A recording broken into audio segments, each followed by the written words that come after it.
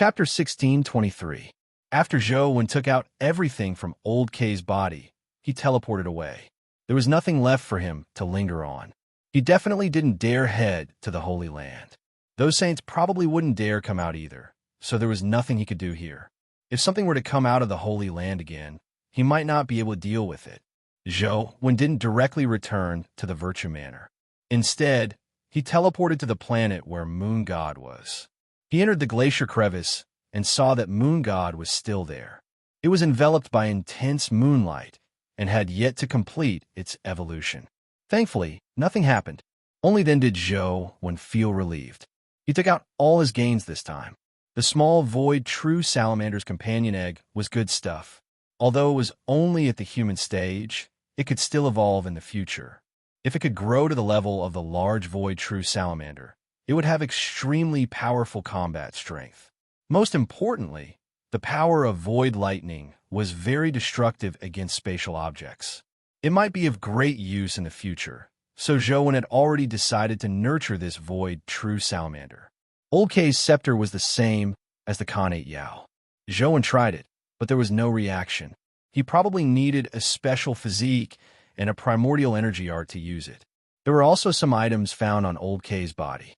There were a few dimensional crystals, but their levels weren't high. They were useless to Zhou. Apart from that, there was a tiny box made of metal. It was locked, but he didn't find the key. Zhou used the golden WIRM scissors to cut open the tiny box and found a sheepskin inside. What's this? Zhou took out the sheepskin and realized that there were many red and blue lines on it. There were also some black dots. It looked like a map, but after studying it for a while, he couldn't tell what it was. All he could do was put it away for the time being. Apart from these items, there was another item that had dropped from the huge void true salamander after Zhou killed it. Back then, Zhou had stored it into the chaos space. It was a crystal the size of a soccer ball. There seemed to be a mysterious void within it. Countless bolts of lightning flashed and flowed within it. It looked like there was no pattern to it, as though it was born from nothingness and disappeared into nothingness. He could sense intense, void, lightning powers in the crystal ball. Zhou guessed that it was the calamity origins of the void true salamander. Zhou didn't have any void lightning attributes, so he couldn't bear to use it as an energy supplement. Therefore, he put it away for now. When he hatched the little void true salamander, he might be able to raise it a little. That void lightning art only has a Dharma formula. It's a pure essence energy art. I wonder if humans can cultivate it? Zhou roughly read the contents of the void lightning technique and felt that there shouldn't be any problems. However, since he had already reached this level, there was no need for him to cultivate it. But in the future, if he met someone suitable, he could give it a try. Without immediately incubating the void true salamander, Zhou summoned demonic neonate first. Demonic neonate looked the same as before. She didn't grow taller, and her body didn't seem to have changed much. She wore ink-purple armor, hugged the demonic sword, and had the heaven-shrouding bell hanging from her waist. She stood there with a cold look on her face, as if she was telling everyone to keep their distance. Zhou took out his phone and looked at her detailed stats. Demonic infant, fear, evolvable, life providence, son of dimension life soul, supreme true demon wheel of destiny, 1 revolution terraform, great demon king, escalade, calamity domain, infernal domain, human level, strength, 99 speed, 99 constitution, 99 essence energy, 99 talent skill, demonic sword, heaven-shrouding bell companion form, none holy sh*t. She's out of the calamity domain at the terror grade? It's no wonder the strength she provides me with is so powerful. Zhou was pleasantly surprised. A terror grade calamity domain was a little sick. Furthermore, demonic neonate's stats were very strange. When other mythical creatures advanced to the terror grade, they should have broken through to 82 points before absorbing stat crystals to reach the 99 terror limit. Zhou had nurtured many companion beasts, and they were all like this. However, demonic neonate reached the 99 limit the moment she evolved. There was no need for her to absorb any more. Little Neonate's potential is really terrifying. I wonder what her origins are. Zhou never expected demonic neonate to have such great potential. It was truly surprising that the little child, who looked almost like a savage, could grow to this stage. She should have come over when Teacher tore through the dimensional passageway. There's a high chance that she's a creature from the dimensional zone. The possibility of her being a fiend is very high. Zhou thought to himself, but he felt that it wasn't that simple. If it was just a high-level fiend creature, even if it was a fiend king, Grim Demon didn't seem to need to be so wary. No matter how Zhou threatened or tempted, Grim Demon refused to reveal anything regarding demonic neonate. After all, with demonic neonate's various performances, anyone would guess that she might be the fiend king. What was there to hide? Furthermore, Zhou was demonic neonate's master, so there was no need for Grim Demon to hide such a matter. Zhou looked carefully again before finally fixing his gaze on demonic neonate's life providence and wheel of destiny. Demonic neonate's other abilities were related to fiends, but her life providence was the sun of dimension. This seemed a little problematic. If she was the fiend king, she should be the son of the fiend king or simply have the fiend king life providence. However, she wasn't. Zhou didn't understand the use of the sun of dimension life providence. There was also the problem of the wheel of destiny. Zhou also had this first revolution, but Zhou first revolution was a suffix. In fact, the wheel of destiny wasn't engraved. Perhaps there were some differences between the two. However, even if it was the same, Zhou still hadn't discovered the use of his first revolution. Demonic neonate naturally didn't understand either. Zhou looked at demonic neonate without a word. Demonic neonate stood there looking at Zhou without a word. It was unknown what she was thinking. Zhou sighed softly and reached out to rub demonic neonate's head. Demonic neonate clearly had extremely high intelligence, smarter than Zhou's other companion beasts. However, for some reason, she basically didn't communicate with anyone or play with other companion beasts. She wasn't as lively as Banana Fairy. Sometimes, Zhou even suspected if she was a robot. After getting demonic neonate to stand by the side, Zhou took out the void true salamander companion egg and injected his essence energy to hatch it. The void true salamander companion beast and little void true salamander didn't change in appearance. He had already seen their stats, so there weren't any changes. He took out the great void true salamander crystal ball and attempted to place it in front of the void true salamander companion beast. Without any hesitation, the void true salamander companion beast swallowed the crystal ball. Apex. Chapter 16:24. The instant the crystal ball was swallowed, the void true salamander's body started to emit void lightning. Its scales, four wings, and body were about to turn into lightning. Moments later, the void true salamander transformed into pure void lightning. Not long after, it automatically flew back to Zhou's body and returned to its tattoo state. I wonder how long it will take for it to evolve. Zhou found it odd. Typically, when a companion beast advanced to a calamity from the Terror grade, it would enter an evolutionary state. However, very few companion beasts would have such a situation between calamities. Typically, their domains would directly advance, so it didn't take too long. However, Zhou didn't have much experience advancing to the domain realm. He felt that it was possible that some companion beasts needed such a state. After packing his things, he glanced at Tsukuyami beside him. The moonlight around her showed no signs of weakening. I hope she can complete her evolution before Toad Fairy arrives. Zhou took out his phone and continued his game. Because he had already mastered the saber technique, there was no need to use Star-Lord Lianjun to practice his saber technique. After entering the Star Palace, he used the power of the limitless Demon Dragon King armor and 8 companion beasts. Together with the transcendent flying immortal that he had just figured out, he quickly killed Star-Lord Lianjun. Unfortunately, only 2 stat crystals dropped. Star-Lord Lianjun sure is handsome. If only a companion egg could drop. It would definitely be cool if I brought it out. Zhou felt a little regretful. Through the teleportation array, Zhou headed for the next Star Palace.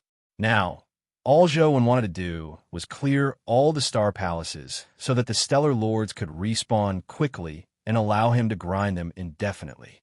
These stellar lords each had their own unique characteristics. Even if it was just one of them, it was already considered an excellent grade companion beast. Furthermore, typically speaking, such companion beasts likely had very high compatibility. Using the phone's fusion function, he should be able to fuse the 7 stellar lords into one. It would definitely be a heaven realm companion beast. The 6th star of the Big Dipper was called Mizar. Many people were unfamiliar with this name, but when it came to the martial song star, they should be more familiar with it. The moment he entered the Heavenly Yang dungeon, he was stunned by the scene in front of him. Is this the god of Wealth Temple or the martial finance star palace?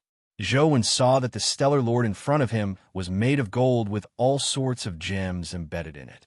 There were 4 rows of trees planted in front of the star palace. One of the trees had copper leaves and branches and was covered with copper coins. The second row of trees had silver leaves and silver branches, and they were covered with silver ingots. The third row of trees had golden leaves and silver branches. The fourth row of trees had jade leaves and branches, which were covered with colorful gems, pearls, agates, jades, and so on. If he hadn't known that this was the Mizar Star Palace where the military Star Lord resided, he would have thought that this was the territory of the God of Fortune. In Zhou Wen's impression, many humans in ancient times claimed to be from the martial song star. However, those people were famous generals who were good at fighting. None of them claimed to be rich. Could it be that everyone got it wrong before? That the martial star isn't good at fighting, but he's really rich? Zhou Wen thought of superhero in a comic. That superhero had the power of money and was especially rich. It was because of his money that he was especially good at fighting. With his curiosity, Zhou Wen controlled the blood-colored avatar to push open the door to Mizar Star Palace. Holy **T, is this a gold saint? Zhou Wen looked at the gigantic money tree in the Star Palace made of gold. Sitting cross-legged under the money tree was a Star Lord dressed in golden armor that was embedded with all kinds of gems. At a glance, he imagined that it was the saint warrior who was closest to a god, but on careful look, the money tree was a little too dazzling. It wasn't that otherworldly. The military Star Lord was dressed in golden armor and had many gems on him. They were also very dazzling. Up to now, Zhou Wen couldn't tell why he was called the military Star Lord. As though he had noticed Zhou Wen's arrival, the military Star Lord turned to look in his direction. Zhou Wen noticed that his eyes were still closed. Bro, can you stop pretending to be a Virgo? Zhou Wen lampooned inwardly. Although the military Star Lord didn't open his eyes, he seemed to have seen Zhou Wen. He slowly raised his right hand and pointed his index finger at Zhou Wen. Zhou Wen summoned the Chaos Egg and protected his body. He had no intention of making the first move. Fighting the Star Lord in-game was mainly to understand the various abilities of the Star Lord so that it would be convenient for him to venture into dimensional zones in real life. Although killing him with one strike would be straightforward, he would still know nothing about the military Star Lord. The military Star Lord pointed his index finger at Zhou Wen. His finger, which was wrapped in a golden gauntlet, suddenly shimmered with a golden light. Soon, it surged into a golden halo. In the next instant, the halo exploded as a golden beam shot out and headed straight for the Chaos Egg. Zhou Wen had no intention of blocking it. He allowed the golden beam to hit the Chaos Egg. You want to know how strong the military Star Lord's attack was and what special effects it came with. However, when the golden beam landed on the Chaos Egg, it didn't produce any essence energy. Not to mention solid essence energy, there wasn't even liquid or gaseous essence energy. What's going on? Zhou Wen hurriedly sensed it carefully and immediately realized that a golden coin had appeared on the Chaos Egg where the golden beam had struck. The gold coin was stuck to the Chaos Egg, but Zhou Wen didn't sense anything amiss. Suddenly, there seemed to be some kind of power rising from the gold coin. The power was invisible and intangible. Zhou Wen could only sense the existence of the power, but he couldn't see it clearly. Sha, sha, sha, clang, clang. All sorts of strange sounds entered Zhou Wen's ears. He immediately saw the 100-meter-tall money tree with a crown that resembled an umbrella. The gold, silver, copper, ingots, and gems on the tree were shaking violently as though they were being attracted by some force. What's going on? Zhou had cleared 5 astral palaces, but this was the first time he had seen such a situation. He could actually use external forces. Clang! Clang! The copper coins on the tree flew over like raindrops that filled the sky as they shot at the Chaos Egg. Zhou originally imagined that it would be a storm-like attack, but to his surprise, the copper coins stuck to the Chaos Egg's exterior. There were 3 layers on the inside and 3 on the outside, enveloping the Chaos Egg tightly, turning it into a huge copper coin ball. As for the Chaos Egg, there was no essence energy produced at all. This proved that the power of the copper coins didn't attack the Chaos Egg and only enveloped it. What's going on? Just as Zhou was feeling puzzled, the silver coin fell from the tree and flew towards the Chaos Egg. Just like the copper coins, the silver coin stuck to it and enveloped the Chaos Egg. Soon, the gold coins on the money tree fell as well, wrapping another layer around it. Chapter 16:25. Are you trying to kill me with money? Zhou wore an odd expression. The copper coins, silver coins, and gold coins enveloped the Chaos Egg in layers, but they didn't produce any destructive force. Just as Zhou was finding it odd, many gems, agate, and jadeite on the tree fell.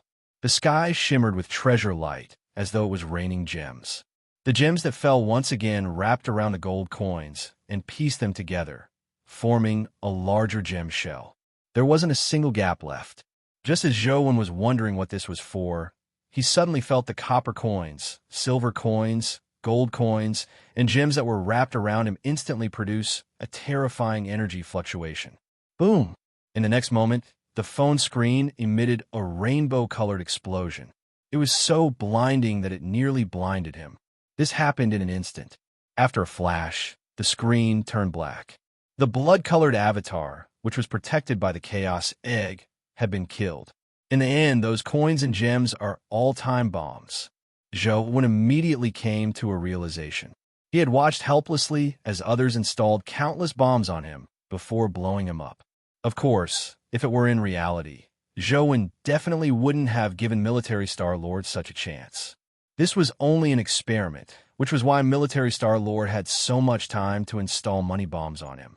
However, the might of the money bombs still surprised Zhou. The Chaos Egg's defense was so strong, but it was instantly destroyed.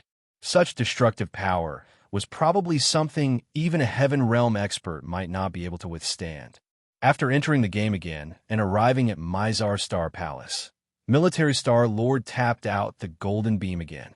This time, Zhou didn't passively take a beating. He unsheathed his bamboo blade and slashed at the golden beam. When the golden beam of light collided with the blade, it was immediately shattered. However, a golden coin-shaped mark actually appeared on the blade's body. After the gold coin mark appeared, the coins on the tree fell again. Zhou brandished his saber to slash at the coins. Wherever the saber beam passed, the copper coins exploded. The power of a copper coin bomb was equivalent to a strike at the mortal realm. As for the destructive power produced by the silver coin's explosion, it was much stronger than the copper coin. The gold coin and the gems also became stronger. Zhou estimated that the destructive power produced by the gems' explosion was already very close to the Heaven Realm level. It was extremely terrifying. Could it be that the Chaos Egg was directly destroyed? With so many coins and gems enveloping it, it would be strange if it wasn't destroyed.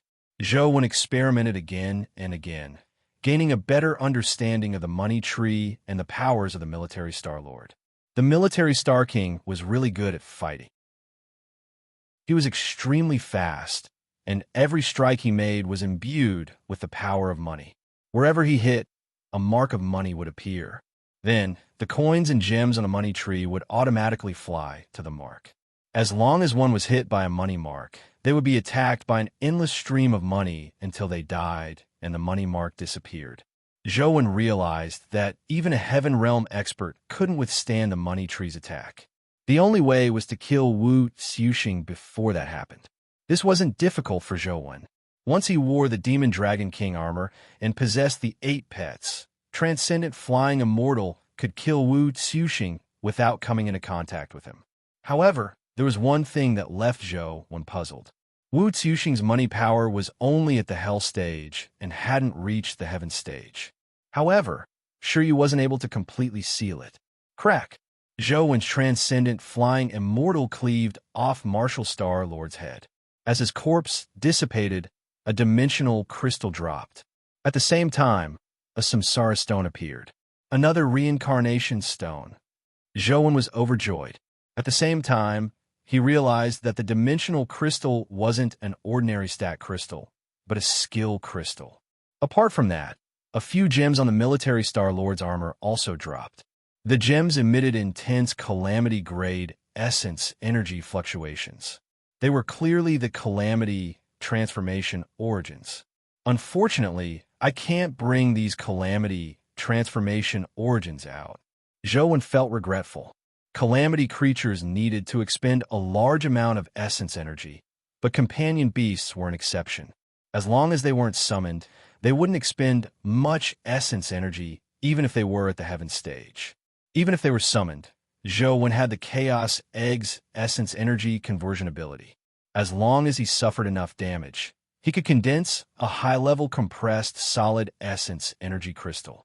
It was enough for his Calamity-grade companion beast. Which Calamity-grade companion beast power is more compatible with Martial Star-Lord's power? Perhaps I can use the power of these gems to improve my companion beasts further. Zhou thought about his Calamity-grade companion beasts, but none of them seemed to exist. Zhou thought for a moment and attempted to give the gems to Demonic Neonate, but she wasn't interested at all. In the end, Zhou fed the gems to the Golden WYRM Scissors, but only made the Golden WYRM Scissors essence energy stronger. It didn't improve any further.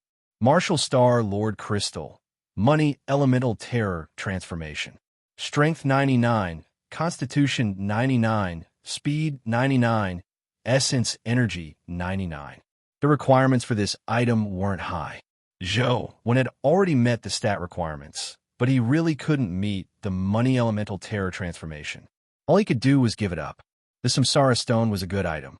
After some consideration, Zhou gave it to Primordial Spore. Primordial Spore's parasitic ability was very strong, but because it was only at the mythical stage, it was very difficult for it to parasitize high-level creatures.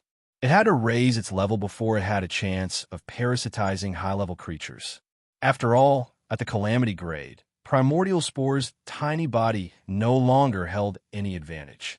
Calamity grade creatures could easily see it, so it was almost impossible to parasitize it secretly. Primordial Spore, Mortal Evolvable, Life Providence, Eternal Immortality Strength, 11 Speed, 11 Constitution, 11 Essence Energy, 11 Talent Skill, Parasitism Companion Form. None as the original Primordial Spore couldn't evolve. Zhou didn't know how to make it evolve. After experimenting a few times, he realized that this fellow couldn't absorb essence energy crystals. It had to parasitize a creature and suck away all the essence, vitality, and spirit of the creature before it could evolve. However, in the beginning, Primordial Spore was too weak. It could only parasitize low-level creatures, so its growth was very slow. It could only be slowly nurtured, and there was no good method. Unless Zhou went to the moon to get some osmanthus flowers. However, Zhou didn't have such plans. Such an evolution was too fast, and he might not be able to nurture a true pet. Although it was a little troublesome, Zhou still chose to let Primordial Spore parasitize all kinds of dimensional creatures. Chapter 16:26. Among the ethereal clouds, jade palaces were faintly discernible, like a mirage. 1 second ago, a jade pavilion had appeared in the clouds, and the next second, it had turned into a palace. From time to time, floating mountains could be seen. Those mountains had their own charm. Some were beautiful and dangerous, some were solemn and serene, and there were even some that seemed to support the sky, standing between the earth and the sky. but those seemed to be only illusions. A beautiful butterfly flew past, and the clouds flowed. The images of the jade palaces and mountains disappeared. Above the sea of clouds, there was a small boat slowly moving forward. A man stood at the bow of the boat. His white robes fluttered with the clouds, and his snow-like hair hung behind him without any ripples. He was handsome, and there was a pair of crystal-like dragon horns on his head. Although he was handsome, he was not as angular as ordinary handsome men. The lines on his face were gentle, and he gave off a gentle feeling. The ship sailed to the front of the mirage-like cloud. In the cloud, a jade tower gradually appeared, and butterflies flew out of the jade tower. The seemingly illusory butterflies gradually turned corporeal. They flapped their wings and parted the clouds like a veil, causing the jade tower behind the clouds to become more and more real. The boat under the white-robed man's feet stopped, and he looked at the jade tower calmly. There were 2 words carved on the signboard of the jade tower that seemed to be untainted by the mortal world. Immortal Crossing. The white-robed man silently read the words on the signboard, and there was a strange look in his eyes. It seemed to be praise, but it also seemed to be a little different. Immortals and mortals are separated by a single thought. People only know how to seek immortal fate, but they don't know that immortal fate is already on the other side. It's just that people are foolish and don't know how to cross it.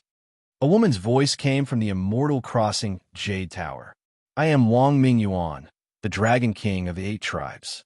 I have been summoned to greet you. May I know which celestial sovereign of the celestial clan you are? Wang Mingyuan crossed his arms in front of his chest, and his long sleeves drooped down as he bowed slightly. The woman in the Immortal Crossing Jade Tower did not seem to hear him. She continued, Is Zhou one your disciple? Yes, Wang Mingyuan replied calmly.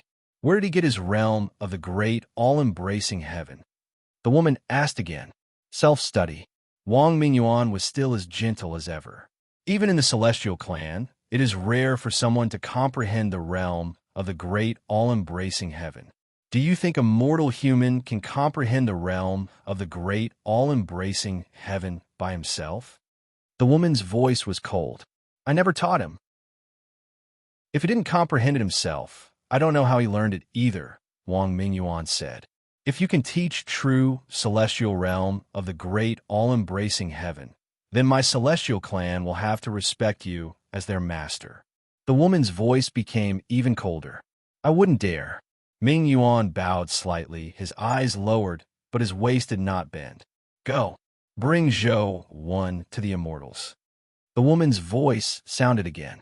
May I ask the immortal reverend, why did he come to the immortal clan? Wang Mingyuan had no intention of leaving as he looked at the Immortal Crossing Jade Tower and asked, If I say I want to kill him, will you bring him here? The woman seemed to be born a cold person. Her voice had a kind of indifference that pushed people 1,000 miles away. I won't, but I know that the immortal reverend won't kill him. There's no need to go through so much trouble to kill him, Wang Mingyuan said. You know that I won't kill him, yet you still said that you won't. Do you think that I have a good temper and won't really kill you? Following the woman's voice, it was as if a boundless power surged out from the Immortal Crossing Jade Tower. Like invisible threads, they bound Wang Mingyuan's body. The clothes on Wang Mingyuan's body were immediately sliced apart by the invisible threads. The threads stuck close to his skin. There was even an invisible thread that had already wrapped around his neck. Just by coming into contact with his skin, it cut open his jade-like skin, causing drops of blood to seep out. It was as if with a single thought from the woman, Wang Mingyuan's head would be separated from his body forever. I don't mean to offend you. I just want to let the immortal reverend know that I am the master, and my disciple has to bear the consequences. Wang Mingyuan's expression was as calm as ever. That gentleness seemed to have seeped into his bones. Even if his head were to be chopped off, it would be difficult for him to become ferocious. The invisible threads retracted abruptly before suddenly dissipating. It was as if the mirage in the clouds had never existed. The path to immortality is gradually opening. The world is unstoppable. Thousands of races are vying for supremacy. My race also needs a holy son. Go, bring Zhou one to the celestial race. As long as he becomes our race's holy son, the matter of the perfect sword immortal and the berserk sword immortal will be written off. The immortal crossing Jade Tower gradually faded into the clouds, turning from corporeal to nothingness. Finally, it disappeared like an illusion. Only the woman's voice echoed above the sea of clouds. Wang Mingyuan, farewell. Wang Mingyuan bowed slightly and turned to leave on the boat. He looked at the ethereal sea of clouds, and there seemed to be a smile in his eyes. Zhou Wen continued exploring the Star Palace and entered the Seventh Star Palace. The seventh star of the Big Dipper was the Alcade, and its Star Lord was the Army Destroyer. It was said that he was a Star Lord with a strong, murderous aura. Legend had it that he was like the Seven Murders Star, an existence with great destructive power. However, after meeting the military Star Lord, Zhou Wen still had great doubts about whether the Army Destroyer was a Star Lord with deep murderous intent. After teleporting into the Alcade dimensional zone, he immediately saw the Alcade Star Palace. The Star Palace looked surprisingly normal. A proper Star Palace stood in a sun-like halo. From Zhou Wen's location to the Alcade Star Palace, there was a long staircase that looked like a staircase that led to heaven. Zhou Wen stepped onto the staircase and walked towards the Alcade Star Palace, but he soon realized that his primordial energy was rapidly draining. Zhou Wen sped up and charged towards the door of the Alcade Star Palace. However, the faster he charged, the faster his primordial energy drained. Before he was halfway there, nearly half of his primordial energy had been drained. Zhou Wen frowned slightly and used spatial teleportation to arrive at the end of the staircase, in front of the Alcade Star Palace's door. However, the moment he teleported, he felt that the primordial energy in his body had become empty. There wasn't a single drop left. His legs went limp, and he nearly fell to the ground. Thankfully, even without his primordial energy, Zhou Wen's physique was still rather strong. He forcefully stabilized himself and looked at the door of the Alcade Star Palace. He was somewhat surprised. As expected of the last star of the Big Dipper, my primordial energy has been crippled before I even entered the Star Palace. Zhou Wen was already attempting to recover his primordial energy. His primordial energy recovered very quickly, but here, as long as he had a sliver of primordial energy in his body, it would immediately drain out. He couldn't store it all. Chapter 16:27. After activating the teacher domain, the essence energy in his body immediately stopped draining. The essence energy that he recovered wouldn't be drained again. Soon, it returned to normal. Thankfully, it's only a taboo power. Zhou Wen pushed open the door to the Radiant Star Palace and saw resplendent starlight inside. The interior of the Radiant Star Palace was like a hemisphere. The spherical dome shone with resplendent starlight, like a miniature starry sky. In the miniature starry sky floated a blue-armored stellar lord. All the stars in the miniature starry sky seemed to revolve around him. Is that the Vanquisher Star Lord? Zhou Wen stared at the floating stellar lord and summoned the golden WRM blade to slash at stellar Lord Vanquisher. Zhou Wen was just waiting to see how strong the last of the Big Dipper, Constellation Lord Destruction, was. To his surprise, Constellation Lord Destruction failed to block the golden Flood Dragon's blade.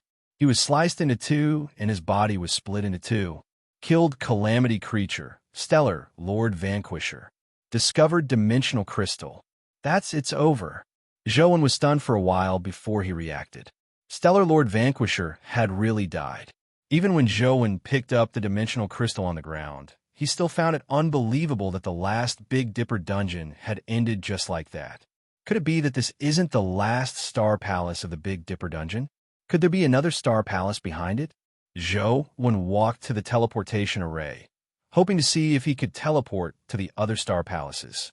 In the end, he only had the choice of leaving the Star Palace. There were no other Star Palaces to teleport to. Although he couldn't accept it, it was the truth. Zhou Wen had no choice but to teleport out of the dungeon. The Big Dipper dungeon had a total of 7 Star Palaces. They had all been cleared by Zhou Wen, but the 7 Stellar Lords inside hadn't respawned. Zhou wanted to wait 24 hours to see if the 7 stellar lords would respawn.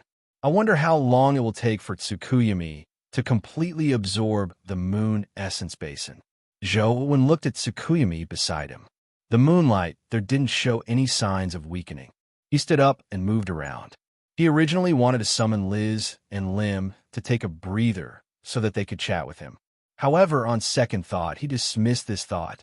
This wasn't Earth. In such an environment, it was impossible to survive without strength at the mythical stage. Just as he was about to summon Banana Fairy and the other highly intelligent companion beasts, he suddenly heard a strange sound. Zhou's heart palpitated. Could it be another space creature? However, after listening carefully for a while, Zhou realized that the sound didn't come from the sky, but from beneath the nearby glacier. Dong dong, dong dong. Zhou heard that the sound was like a heartbeat. It was very rhythmic and wasn't very loud, but he could hear it clearly. The sound came from the depths of a glacier rift. The rift was very deep, beyond Truth Listener's ability. He summoned the golden WIRM scissors, soul reflection mirror, and the other calamity-grade companion beasts, and got them to guard Tsukuyami. Zhou took demonic neonate and teleported towards a glacier rift. When they came to the side of the crack, the sound was even more obvious. They could only hear the deep and powerful thumping sounds coming from below, like the sound of a heavy subwoofer. Zhou carefully observed the glacier rift and realized that it was like a huge flat trumpet. The lower it went, the smaller the space. Furthermore, it was very deep. Truth Listener's hearing couldn't reach it, but it still couldn't find the source of the sound. It was likely further down. The structure of the glacier rift was like a flattened trumpet. As for what it looked like below, Zhou had no idea. After watching for a while, Zhou turned around and returned. Now, Tsukuyami was still absorbing the power of the moon essence basin and couldn't move. If there was really something terrifying down there and it was lured out by Zhou, it would be extremely disadvantageous for Tsukuyami. Therefore, Zhou decided to restrain his curiosity. It wouldn't be too late to explore after Tsukuyami returned to normal.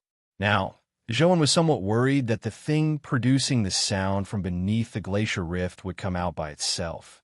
The banging sounds didn't stop. After Zhou returned to the ice cavern, he had been paying attention to the situation there. Although nothing rushed out of the glacier rift, the banging sounds left Zhou feeling very odd. I hope nothing happens before Tsukuyami returns to normal. Zhou was puzzled inwardly. Logically speaking, it's impossible for Tsukuyami to deliberately choose a dangerous place to stay in. Time ticked by.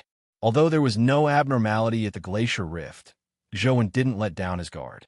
After an unknown period of time, Zhou suddenly heard that something was amiss. Previously, the sound from the other side was very rhythmic, just like a heartbeat. But now, the length of the sound was different, and the rhythm was clearly different. Zhou listened for a while longer and realized that the rhythm of the sound seemed to be the rhythm of a certain tune, not just a random beat. Furthermore, the tune seemed to be very hot-blooded and cheerful. The thumping sounds kept sounding, making it sound like a drum tune. Zhou frowned inwardly as he continued paying attention to the glacier rift. He was already prepared to react. However, nothing appeared on the other side. The rhythm of the sound kept changing, as if a drummer was constantly beating out different rhythms. Although Zhou found it odd and was somewhat curious about what was down there, he didn't dare take the risk to check. After a period of time, a high-pitched and sharp sound suddenly sounded, giving Zhou a fright. Previously, it had been a deep thumping sound, but now, the sound was like a trumpet that resounded through the clouds. Even if he didn't use Truth Listener, he could probably hear it clearly from any corner of the planet. Zhou's eardrums felt like they were about to be pierced by the sound. After this high-pitched sound, it returned to the previous deep thumping sound. The same sharp sound didn't appear again. Zhou focused on listening to the situation, but after the earth-shattering sound, there was no other abnormal movement. Only then did Zhou relax a little. He walked out of the ice cellar and planned on moving around.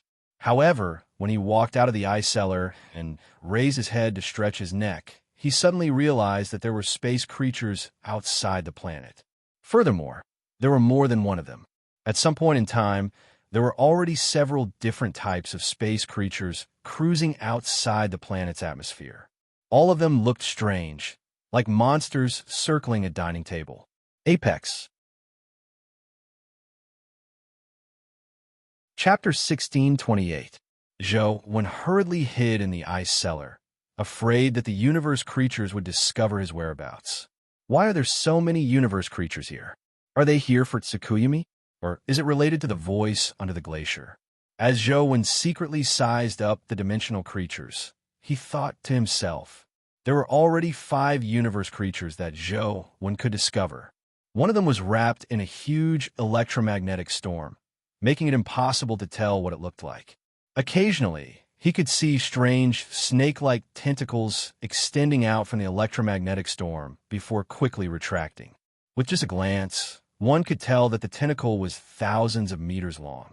There was also a colorful, strange fish with a translucent veil-like tail. It circled the planet as though space had become a fish pond. There were also 2 wolf-like creatures, one black and one white, with a single horn. They stood in the asteroid belt near the planet and stared at the interior of the planet. The white one-horned wolf's eyes were black, while the black one-horned wolf's eyes were white.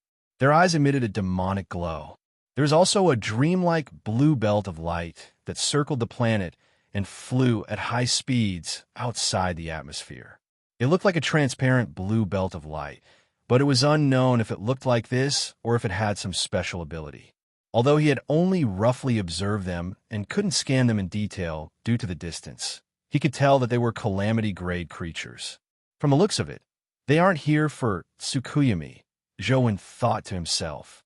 If they were here for Tsukuyumi, they should have rushed in like the void true salamander and eaten Tsukuyumi while she was immobile. However, the universe creatures were only cruising around the planet's periphery. None of them entered the atmosphere as though they were afraid of something. Were they attracted by the sound under the glacier crack? What's there? Could it be that this planet's companion beast is about to be born? If it's the birth of a planet companion beast, there should be a corresponding dimensional zone. Zhou sized up the glacier crack again. If it was really the birth of a planet companion beast, it was probably the entrance to the dimensional zone. However, what Zhou couldn't understand was what the universe creatures were afraid of. Why hadn't they entered the atmosphere? Even if it was the birth of a planet companion beast, there wouldn't be any danger as long as they didn't enter a dimensional zone. It didn't seem to be the reason why they didn't land. Tsukuyumi, hurry up. Zhou turned to look at Tsukuyumi and saw that she was still motionless. The moonlight on her body didn't weaken at all. He couldn't help but feel depressed. Something big must have happened here. Even if they weren't here for Tsukuyumi, how could they let go of the delicacy once they discovered an immobile calamity creature like Tsukuyumi? One had to know that calamity creatures basically ate calamity creatures to replenish their energy. Thankfully, the space creatures hadn't charged into the planet for the time being. There was still some time as a buffer, but this was what Zhou was worried about. Something that could make so many space creatures afraid was probably not a good thing. Now that they were on this planet, the situation might be even worse than when those space creatures rushed over. The sound from the cracks in the glacier was still ringing. Between the deep thumping sounds, there would occasionally be a sharp sound like that of a swona. Every time that sharp sound rang out, there would be some space life forms appearing outside the planet. The first 5 space life forms that appeared each occupied a certain area. Many space life forms that appeared later were swallowed or killed by the 5 space life forms once they got close to their area. Most of the space creatures that appeared later were at the Terragrade. They were very afraid of the 5 space creatures that appeared first, but they couldn't bear to leave. They watched from further away in the cosmos. Something big is going to happen. Looking at the space creatures that resembled demons and ghosts on the periphery of the planet, Zhou felt that something was amiss. Zhou was already considering if there was any way to safely move Tsukuyumi out. Do. Just as Zhou was thinking of a solution, he heard a faint sound coming from beside the ice cellar. The location of the ice house was also under a glacier crack, But it was not the same glacier crack that had caused the sound. It was thousands of miles away. At that moment, a sound came from beneath the glacier beside the ice cellar, giving Zhou a fright. Zhou immediately raised Truth Listener's ability to its limits and swept it down the glacier fault. The glacier fault here wasn't considered deep. From where the ice cellar was, it only extended 3 to 4,000 meters. Previously, Zhou had used Truth Listener to scan it. There was a thick glacier at the bottom and nothing else. At that moment, a beeping sound came from below. It alarmed Zhou when as he scanned again and realized that at the bottom of the fault, a pool the size of a well had melted at some point in time. The beeping sound came from the tiny bubbles that rose from the bottom of the pool. One by one, small bubbles slowly rose from the bottom of the water and then slowly burst. Zhou stared at the tiny bubbles and used Truth Listener's ability to follow the bubbles deep into the pool. With the appearance of tiny bubbles, it was very likely that there were creatures below. Zhou had to figure out what was down there. They were so close to the ice cellar. Once the thing inside came out, they would definitely be the first to bear the brunt. The pool was also strange. The bottom was the same as the top. Only a space the size of the well had melted. Beyond that was hard ice without any signs of melting. Thankfully, the pool wasn't as deep as Zhou imagined. After a few hundred meters, Zhou finally saw the bottom of the pool. It was still a glacier, but there was a strange plant growing there. The plant was extremely strange. Its leaves were like round mushroom caps. Each leaf was the size of a palm and translucent blue. Layers of leaves rose up, and at the top, there was a fruit that looked like a peach. It was the size of a fist, and from time to time, tiny bubbles would surface from it. The tiny bubbles that rose to the surface came from this peach-like fruit. Zhou sensed a powerful vitality from the strange underwater plant, but it was only vitality. It wasn't accompanied by intense essence energy fluctuations. What is this? A native plant of this planet? Zhou was puzzled. After scanning for a while, he didn't discover anything special about the plant. Suddenly, the sharp sound that sounded like a trumpet sounded from the distant glacier crack. Chapter 16:29. Zhou was already used to the sharp sound, so he didn't find it strange. However, when he heard the sound, he suddenly widened his eyes. Zhou seemed to be in disbelief as he tried his best to widen his eyes, as though he wanted to see something clearly. In fact, there was no need for him to do so. This was because he couldn't see what he wanted to see with his eyes. He needed to use Truth Listener to listen to the scene in his mind. It was only because he was too surprised that he had an unconscious reaction. What Zhou wanted to see were the tiny bubbles produced by the plant in the water. In the beginning, Zhou didn't pay much attention to the bubbles. He was only paying attention to the plant itself. However, when the sharp sound sounded, Zhou discovered something strange. Before the sharp sound sounded, a bubble that was different from ordinary bubbles rose from the peach-like fruit. Although the size of the bubble was no different from an ordinary bubble, the color of the bubble was a little different. It was slightly pale blue. The color wasn't deep, but it was still distinguishable from ordinary bubbles. The timing of the bubble's appearance was just before the shrill sound. This timing was too coincidental. Zhou didn't pay much attention to it in the beginning, but because of this, he unconsciously began to pay attention to the ordinary bubbles. Then, he was surprised to discover that every time an ordinary bubble appeared, there would be a low thumping sound coming from the other side. The bubbles that appeared on the fruit matched the sound emitted by the glacier crack. Furthermore, the bubbles appeared first before the sound came from beneath the glacier crack. What's going on? Could it be that the sounds down there were influenced by this plant? Zhou scanned the plant again and again in surprise, but he didn't discover any relationship between the plant and the glacier crack. It was rooted in the ice, and the roots below could be seen clearly. It was completely in the glacier, and there was no other connection to the outside world. There were no gaps under the ice. It was impossible for such a tiny plant to be connected to the glacier crack thousands of kilometers away and cause such a loud sound. However, Zhou observed for a long time. Before the sharp sound sounded from the glacier crack again, A unique blue bubble appeared on the fruit. There's no mistake. The glacier crack definitely has something to do with this plant, but what is it? Joan was puzzled. More and more universe life forms were attracted by the sound.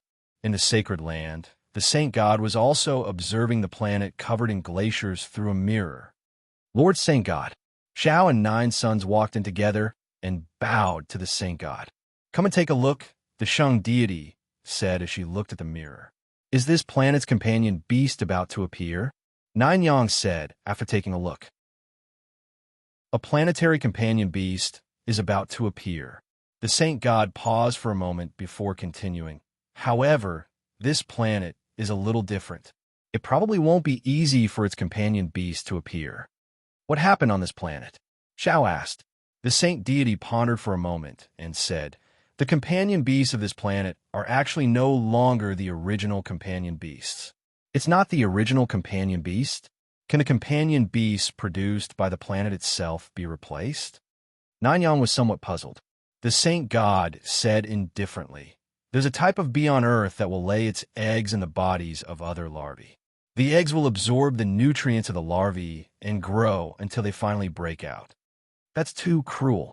Nanyang sighed. Cruel? Perhaps you should know that there's a bird on Earth called the cuckoo. It will secretly plant its eggs in other birds' nests and let the other birds help it hatch them. When the cuckoo breaks out of its shell, it will push the other eggs out of the nest and smash them, allowing it to enjoy all the food, the saint god added. Nanyang's scalp tingled. In comparison, the cuckoo was even more ruthless. It had killed the other party's son and wanted the other party to raise it. In other words, that planet's original companion beast has been parasitized.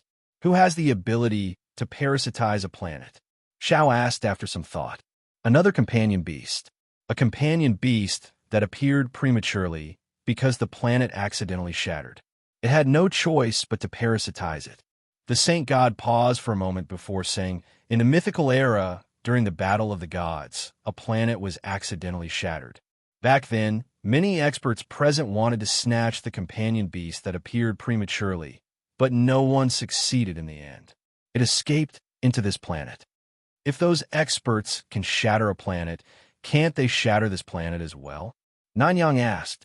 I've already said that it was an accident. How can a planet protected by the laws of the universe be destroyed so easily?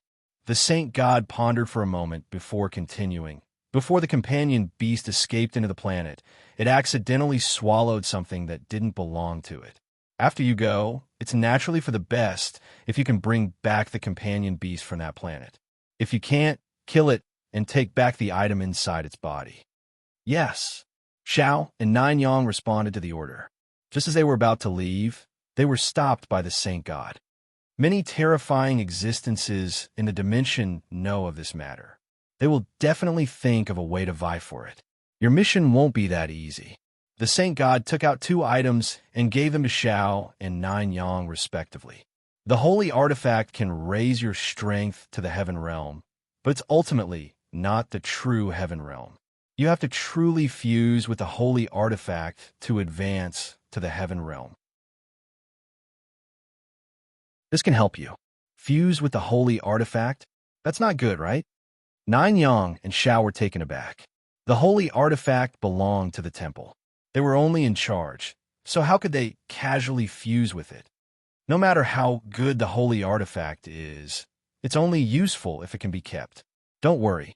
I've already discussed it with the trajectory, Holy Temple, and the Sun Holy Temple. You have already been allowed to fuse with the holy artifact. Only by doing so can you truly fight Zhou. Thank you, Your Excellency. Nanyang and Xiao hurriedly bowed. Remember, no matter how strong your strength is, you still have to use it. Whether you can defeat Zhou depends on your own abilities, said the saint god. We definitely won't disappoint you. Go. You don't have much time left. After the fusion is successful, head to that planet. Seeing the 2 of them leave, the corners of the saint god's mouth curled into a sneer as she muttered to herself. How can the holy artifact be fused so easily? Even if you die, the holy artifact will still exist. Chapter 1630. The space creatures outside the planet didn't rush into the atmosphere. Zhou kept observing the strange plant. The rhythm formed by the bubbles sounded very pleasant. It wasn't as exaggerated as the sound produced by the cracks in the glacier, but it was abnormally moving. Since Zhou had nothing to do, he suddenly had an idea. He summoned the musical note sprite and used it to replicate the bubble's music. Although he didn't know music, the musical note sprite had musical talent and abilities. Coupled with Zhou's good memory, a musical note sprite simulated the sound of a bubble and quickly produced a continuous bubble music. The bubbles kept rising. Zhou had enough musical note sprites. They were replicated one by one, and the music produced surprised Zhou himself. The music was extremely infectious. As Zhou listened, tears welled up in the corners of his eyes. Zhou was very slow when it came to emotions. He wasn't an emotional person. When he listened to ordinary music, even if others were moved to tears, he wouldn't feel anything. However, the virtual bubble music made him feel intense sadness. It was a music that was close to despair and silence. There was a repressed anger, as though it was a roar before death, or a funeral song before death harvested life. Without the augmentation of essence energy, just the music itself had such infectious power. It surprised Zhou. This infectious power was something no power could stop. Even the heaven-opening scripture of the highest elder couldn't seal this soul-deep shock. After listening for a while, Zhou actually had the thought of committing suicide. Thankfully, his willpower was extremely firm. He immediately became alert and forcefully suppressed the thought. What amazing music! Zhou frowned slightly, but he still got the musical note sprite to continue simulating the music and recording it. 24 hours had passed. The Big Dipper dungeon had indeed refreshed. Zhou entered the dungeon and killed the Star Lords one by one. The first 6 Star Lords didn't drop companion eggs. When it came to the 7th Star Lord, Zhou deliberately didn't use the teacher domain and entered Mizar Star Palace after expending all his essence energy. As he didn't use the teacher domain, Zhou immediately felt something different after entering Mizar Star Palace. The stars in the compressed cosmos shimmered with a demonic glow. He summoned the golden flood dragon scissors to attack Star Lord Army Destroyer. However, just as the golden flood dragon scissors flew up, starlight fell from the sky. In an instant, the entire Star Palace was covered in starlight. The golden WIRM scissors were struck down, and the blood-colored avatar was killed amidst the starlight. The phone screen turned black. I see. Previously, you enveloped the Star Palace, sealing the powers of those stars. That's why Star-Lord Vanquisher looks so weak. Zhou immediately understood. The average person would have expended all their primordial energy before entering the Mizar Star Palace. Although summoning a companion beast doesn't require too much primordial energy, it still requires a bit of primordial energy to support it. When the time comes, I'm afraid I won't even be able to summon a single companion beast. Without being able to use primordial energy arts, even a Heaven Realm expert would be doomed against such a terrifying starlight. Unless his body can withstand the starlight that fills the sky, or he can think of a way to resolve the problem of essence energy, he can only use powers like Shiryu to kill Stellar Lord Vanquisher. Zhou immediately realized that the Mizar Star Palace was indeed terrifying.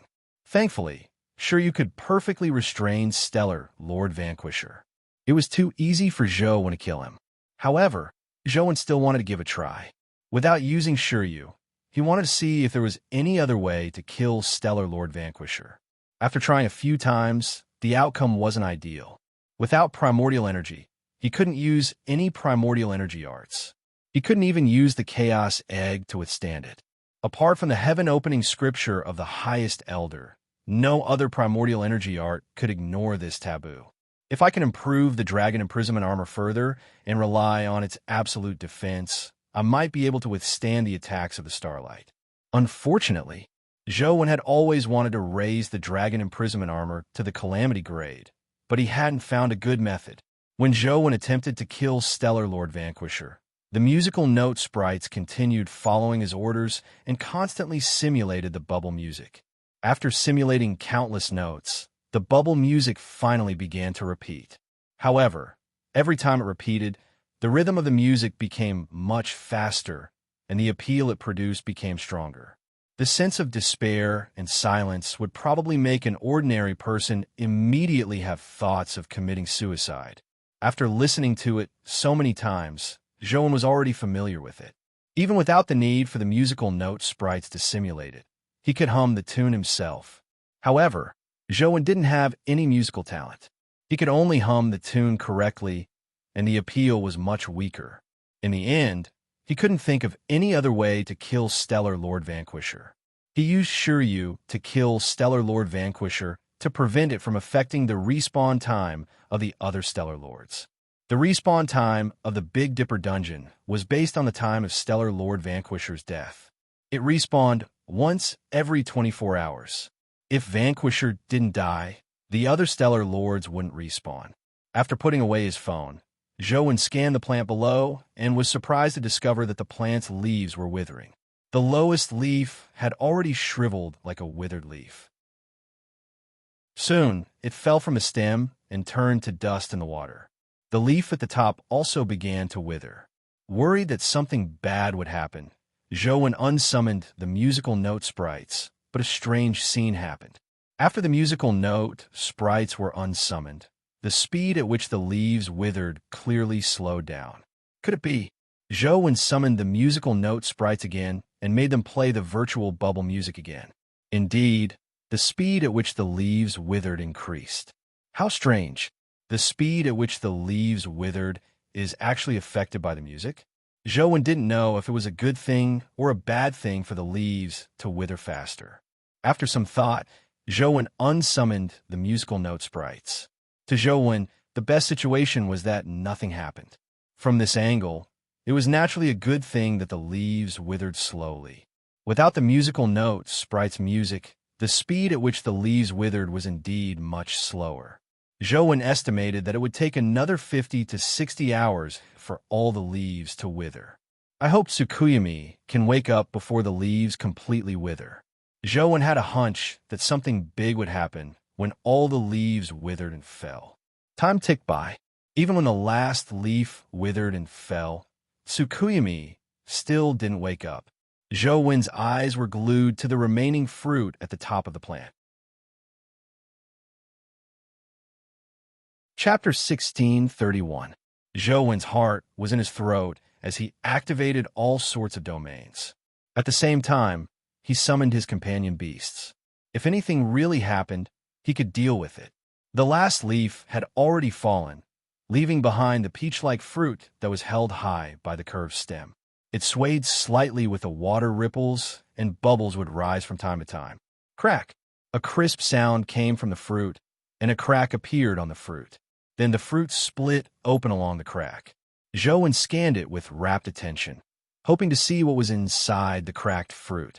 However, he realized that the cracks were only on the outer layer.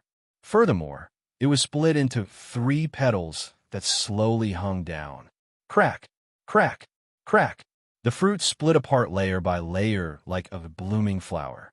When the last layer split apart, he finally saw a hemispherical space in the middle of the fruit.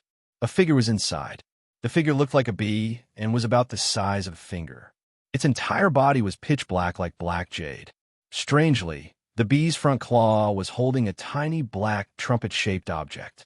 No matter how Joan looked at it, it looked like a mini trumpet. At that moment, the bee's front claw was holding the mini trumpet. Its body was slightly hunched as it hid in the space inside the fruit. Bubbles rose from the mini trumpet. The bubbles that had floated out of the fruit had likely come from it. Could this fellow be a companion beast of this planet? Joan thought. As the fruit cracked, more and more bubbles floated out of the trumpet, causing the rhythm of the music to speed up. The sound from the glacier crack became louder and louder. The terrifying sound caused the glacier on the planet to begin collapsing. Huge cracks appeared on the planet as the entire planet seemed to tremble. Joan hurriedly got his companion beast to separate the ice cellar from the glacier outside. Tyrant Behemoth lifted the entire ice cellar to prevent Tsukuyami from being affected by the tremors. The atmosphere also produced visible ripples due to the tremors of the sound, as though it was about to shatter. Zhou kept observing the bee that was blowing the trumpet and saw that it was still sleeping. It didn't fly out of the space inside the fruit. Boom! Suddenly, a loud sound came from the atmosphere. Zhou turned his attention and realized that there were finally space creatures that couldn't help but charge into the atmosphere. Under the high-speed impact, their bodies rubbed against the atmosphere, producing flames. However, it wasn't just one cosmic life form that entered the atmosphere. Groups of cosmic life forms roared as they charged into the atmosphere from the starry sky. They were like meteorites wrapped in flames as they charged into the interior of the planet. Otherwise, they wouldn't have come. All of them rushed in the moment they arrived. Zhou observed for a while and suddenly felt that something was amiss. There seemed to be something wrong with the cosmic life forms that had rushed into the atmosphere. Rumble. A space creature directly collided with the planet, triggering an effect similar to an atomic bomb explosion. The shockwave rolled up rocks and glaciers, spreading out in a ring-shaped state. Everywhere it passed, everything was destroyed. Zhou clearly sensed that all the bones in the space creature's body had fractured. Its body was distorted from the impact as blood spewed out from the wounds and splattered with the shockwave. This isn't rushing into a planet to snatch something, but seeking death. Zhou watched as the space creatures slammed into the planet in a suicidal manner. The entire planet was filled with terrifying collisions and explosions. Moments later, the huge planet was riddled with holes from the impact. It was difficult to find an intact area. It was as though it had been bombarded by thousands of atomic bombs. Many space creatures died from the collision on the planet. Most of those who didn't die were heavily injured. They struggled in the craters and began tearing at their bodies as they crazily mutilated themselves. Zhou had already realized that the creatures that rushed in were all Terra-grade creatures. The 5 Calamity-grade creatures that had occupied the starry sky near the planet didn't rush in. From the looks of it, these Terra creatures should have been affected by the bubble music and rushed in to commit suicide. Zhou looked at the planet that was riddled with holes and the corpses of space creatures everywhere. He felt a chill run down his spine as he couldn't help but size up the black bee again. This fellow hasn't even woken up, but it already has such a terrifying influence. How terrifying will it be when it wakes up? A scene couldn't help but surface in Zhou's mind. A black bee blew into a trumpet that resembled a swana. This should have been a very cute scene, but the background was a sea of corpses and blood. Countless living beings committed suicide. Corpses were strewn everywhere as blood flowed like rivers. It was a scene of hell everywhere. Should we think of a way to kill it before it wakes up? Zhou already had such a thought. Once such a terrifying creature appeared, it would probably be no different from the apocalypse. As he thought about it, Zhou realized that something was amiss. After a round of suicidal attacks from the space creatures, the glacier crack no longer emitted any sounds. However, the trumpet in the bee's claws was still emitting bubbles. Could it be that all of this wasn't caused by the bee and the trumpet? Zhou was slightly taken aback as he paid attention for a while. Indeed, there was no sound from the glacier crack. The bee's trumpet continued blowing bubbles as usual without any changes. This made Zhou have new questions. In the cosmos, the space creatures rushed into the planet's interior once again. The 5 Calamity creatures rushed in from different directions. This time, they weren't suicidal. They were all heading for the glacier crack. However, they only arrived near the glacier crack and didn't rush in directly. They each occupied a spot near the glacier crack as though they were guarding against each other. Soon, Zhou swept his gaze across 2 figures that had rushed into the atmosphere. They were Xiao and Ninyang. Why are they here? Zhou was slightly taken aback. The universe was vast, and there were many planets. Although the commotion here was huge, it was negligible in the universe. This place was extremely far from Earth. Unless one had the ability to teleport, even a Calamity grade would take many years to rush here from Earth. It was definitely not a coincidence that Xiao and Ninyang appeared here at this moment. The Holy Land can't be so powerful. They should know which planet's companion beast has appeared in the universe, right?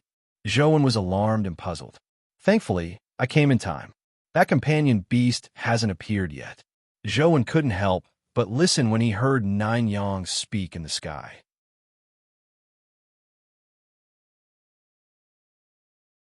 Chapter 1632. 5 Calamity-Grade Dimensional Creatures. I wonder how strong they are, Xiao said as he observed the 5 cosmic creatures. No matter how strong they are, we have to bring that companion beast back.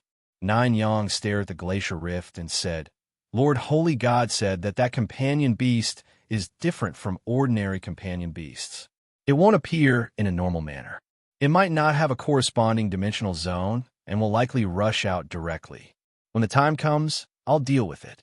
Try your best to help me hold back those dimensional creatures. I don't have the confidence to fight 5 alone, Xiao said with a bitter expression. We can exchange. You deal with that companion beast, Nine Yang said indifferently. Xiao pondered for a moment before shaking his head. There's no need. I'll try my best to hold them back. The two of them discussed some details. As they didn't expect humans to appear here, they didn't hide their conversation. They couldn't be blamed. This place was so far from Earth that humans couldn't reach it even if they spent their entire lives. Furthermore, how could there be humans in the vast universe who coincidentally came to such a place? When Zhou heard their conversation, he roughly knew that it wasn't a coincidence that they had come here. The Holy God seemed to know the companion beasts on this planet very well. However, up to now, Zhou hadn't heard much useful information. He only knew that there seemed to be something wrong with the companion beasts on this planet. They would rush out directly, but he didn't hear Nine Yang or Xiao mention what the problem was. Just as Xiao and Nine Yang were discussing the details, they suddenly heard a loud bang. They hurriedly turned their heads and saw the blue ribbon-like cosmic creature rush into the glacier rift. As if it was contagious, when it moved, the other space creatures also moved. One by one, they rushed into the glacier crack and disappeared in the blink of an eye. Nine Yang and Xiao were taken aback. They hadn't expected such a situation when they came. The Holy God only said that it was very difficult for this companion beast to appear, but she didn't say that they could rush in. The two of them looked at each other before Xiao said, Why don't we go in and take a look? All right. Zhou Yang nodded slightly, and the two of them headed towards the crack in the glacier, disappearing in a short while. Zhou was a little tempted when he saw them enter the glacier rift, but he ultimately held back. He didn't know when Tsukuyumi would recover, so he definitely couldn't take the risk. Should I take her away from here? Zhou looked at Tsukuyumi, who was still absorbing the moon essence, and was already considering leaving the planet. He hadn't left previously because Tsukuyumi couldn't move, nor could he store her in the chaos space. It was also impossible for him to teleport such a huge East Ice cellar. If he brought her into space, it would be too dangerous if she encountered terrifying space creatures. However, this place was even more dangerous than the cosmos. Furthermore, most of the universe creatures surrounding the planet. From the looks of the current situation, the dimensional creatures in the nearby cosmos had probably been attracted. It wasn't easy to encounter a cosmic creature nearby, so there shouldn't be any danger. They would find a nearby planet to settle down and wait for the moon readings to return to normal. Before Zhou could lift the ice cellar, he heard a sound coming from the atmosphere again. Zhou hurriedly stopped and used Truth Listener to scan the direction of the sound. Before Zhou could lift the ice cellar, he heard a voice coming from the atmosphere. Zhou hurriedly stopped and used Truth Listener to scan the direction of the voice. Furthermore, the direction in which the fat man rushed in was where Zhou and Tsukuyumi were. Zhou carefully sized up the strange person. His robe looked golden, but in fact, it wasn't completely golden. It should have been black, but because there were too many golden coins embroidered on it with golden threads, the golden coins were stacked on top of each other and even overlapped. There was very little of the color that was revealed, so it looked like he was wearing a golden robe that covered his plump figure. His face was very fat, narrow at the top and wide at the bottom. His cheeks were like two meatballs, and he had standard deadfish eyes. Is this a human? Zhou felt that the fatty's aura was strange. He didn't seem human. Seeing that the fatty was about to reach them, Zhou's heart skipped a beat when he saw that he was still heading straight for them instead of heading for the glacier rift. Could this be the toad fairy? With this thought in mind, Zhou sensed that his aura was indeed a little similar to that toad's, but it was also somewhat different. Hand over the moon essence basin, and I'll let you die a quick death. The golden-robed fatty came above the ice hole where Zhou was and shouted with a hoarse voice. His throat seemed to have been sanded by sandpaper. His voice sounded very unpleasant, like the sound of fingernails scratching a metal surface. It made one's teeth ache. It's indeed him. Why has this fellow taken human form? It really came at the wrong time. Zhou's thoughts raced as he considered how to deal with the current situation. Swan Immortal was with him, and the moon essence basin was with Tsukuyumi. With these two items, no matter where they went, Toad Immortal would be able to find them. Furthermore, Zhou didn't know which item Toad Immortal valued more. If Toad Immortal valued the moon essence basin more, it would be impossible for him to lure Toad Immortal away. From the looks of it, I can only block him head-on. Seeing that Toad Immortal seemed to have the intention of charging down, Zhou didn't hesitate any longer. He used teleportation and appeared outside the ice hole to face Toad Immortal. You finally dare to come out. You killed my body and snatched my moon essence basin. Even if you die 10,000 times, it won't be a pity. Toad Immortal stared at Zhou with his dead fish eyes as his golden pupils shimmered with killing intent. Without giving Zhou a chance to speak, Toad Immortal's cheeks puffed up like two balloons. It made one worry that they would explode at any moment. However, in the end, his cheeks were as big as a fitness ball. They didn't explode. Then, he opened his mouth and spat at Zhou. Instantly, a terrifying storm formed. Everything in front of the storm was swept up by the storm. Banana Fairy was the best choice to deal with wind elemental powers, but unfortunately, her level was a little low. No matter how strong her restraints against wind elemental powers were, she couldn't fight across such a huge difference in level. After all, Toad Immortal was in existence at the Heaven Realm. The storm was just too powerful. Under the high-speed airflow, everything was torn apart. Furthermore, it enveloped a large area with almost no end in sight. With a thought, Zhou's sword domain appeared out of thin air. Countless sword pills appeared around him as he faced the terrifying storm.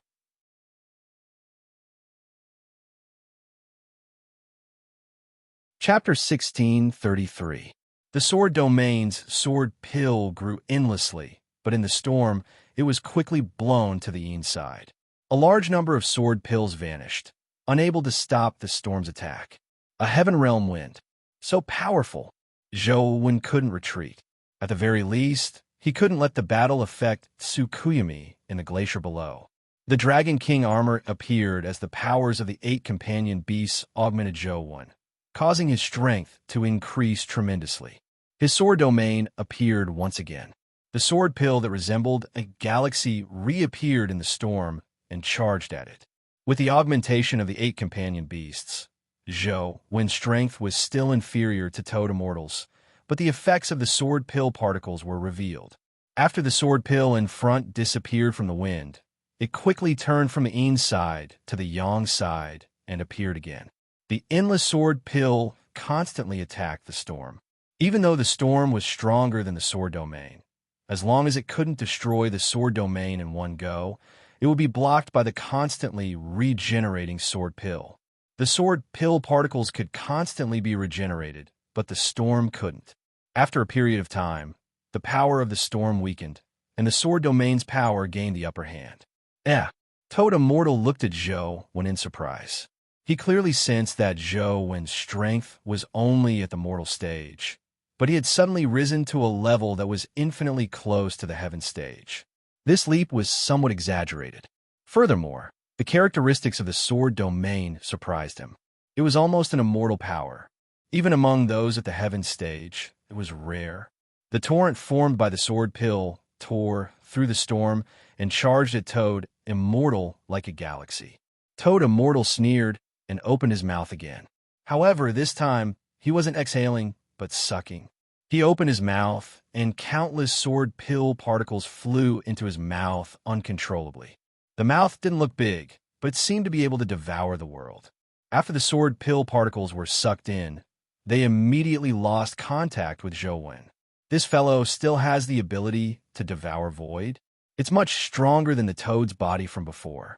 Seeing that it was useless no matter how many sword pill particles there were, Zhou Wen had no choice but to stop attacking. A mere human dares compete with me? Toad Immortal said contemptuously as a golden light flashed in his mouth. Zhou Wen didn't see what it was, but he immediately summoned the Chaos Egg. Ha! The Chaos Egg was sent flying by something. A large number of solid essence energy crystals appeared in it. Many essence energy crystals that were compressed to the limit appeared. He didn't die. The Toad Fairy was slightly stunned. The next second, the golden light flashed again in its mouth. Zhou Wen still couldn't see what it was. He condensed a sword domain to protect himself, but the sword pill particles were suddenly pulled away. A force tore through the sword domain and struck the Chaos Egg, sending it flying again. Papa! Papa! The golden light flashed as it lashed at the Chaos Egg from different directions, sending it flying. The golden light was so fast that all Zhou Wen could see was a flash. He had no time to block it as he was sent staggering from side to side. He couldn't even react in time. Thankfully, the Chaos Egg was powerful enough to block the golden light's continuous attacks and not shatter. This Toad Immortal seems to be stronger than the Void Real Salamander. Zhou Wen thought about how he could defeat him. At the very least, he had to stall for enough time. He hoped that the Toad Immortal would continue lashing out like this. That way, he could accumulate a large number of high-level solid crystals and transfer them to Tyrant Behemoth and the other gluttonous companion beasts. Unfortunately, the Toad Immortal didn't give him such a chance. After a few consecutive strikes, he realized that he couldn't shatter the Chaos Egg. The golden light actually revealed itself and wrapped around the Chaos Egg. It was a golden tongue that extended out from the Toad Immortal's mouth. After wrapping around the Chaos Egg, it suddenly retracted and instantly pulled the Chaos Egg into its mouth. Thankfully, Zhou Wen's reaction wasn't slow. Just as he was about to be swallowed, he used teleportation to rush out. You even know spatial teleportation. Let's see how fast you can teleport. The Toad Immortal snorted coldly as it flicked its golden tongue again, transforming into a golden beam of light that flashed. Zhou Wen had no choice but to use the Chaos Egg to block the golden tongue's attack. At the same time, he opened his teacher domain. The golden tongue wrapped around the Chaos Egg once again. As it pulled it into its mouth, it also used the power of the void-devouring force to restrain Zhou Wen, preventing him from using spatial teleportation to escape. However, when it was sucking, it suddenly realized that the power of the void-devouring force had become much weaker. It failed to suck Zhou Wen in as he once again used spatial teleportation to escape. After escaping again, Zhou Wen put away the Chaos Egg and used Transcendent Flying Immortal, raising his speed to its limits as he drew elegant arcs in the air. The Toad Immortal's tongue attacked several times, but it failed to touch Zhou Wen. The teacher domain allowed Zhou Wen to know the trajectory of the tongue's attack. The speed of Transcendent Flying Immortal gave him the possibility of dodging. The Toad Immortal was somewhat surprised. Its void-devouring and storm powers had clearly been weakened. Taboo powers? The Toad Immortal rolled its eyes and sized up Zhou Wen with a frown. Zhou Wen had almost taken out all the assets he could.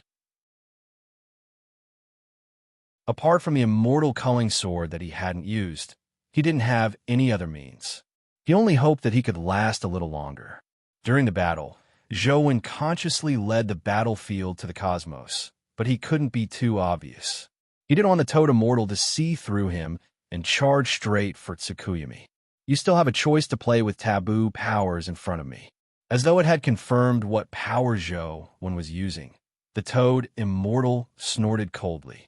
Its body trembled as thousands of golden light shot out from its body. The golden light transformed into golden square coins that flew in different directions. They were like nails that were nailed into the void, turning the area into a money space.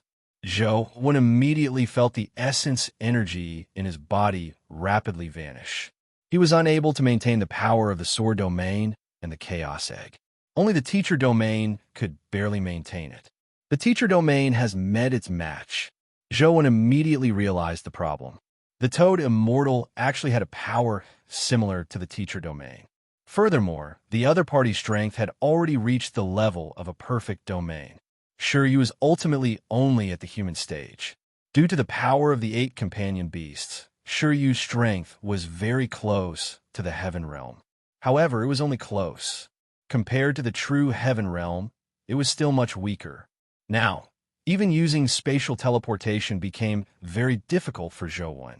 I never expected to encounter a human who can use taboo powers. However, I'm an ancestor who plays with taboo powers. You are still far from it, the toad immortal said with a sneer.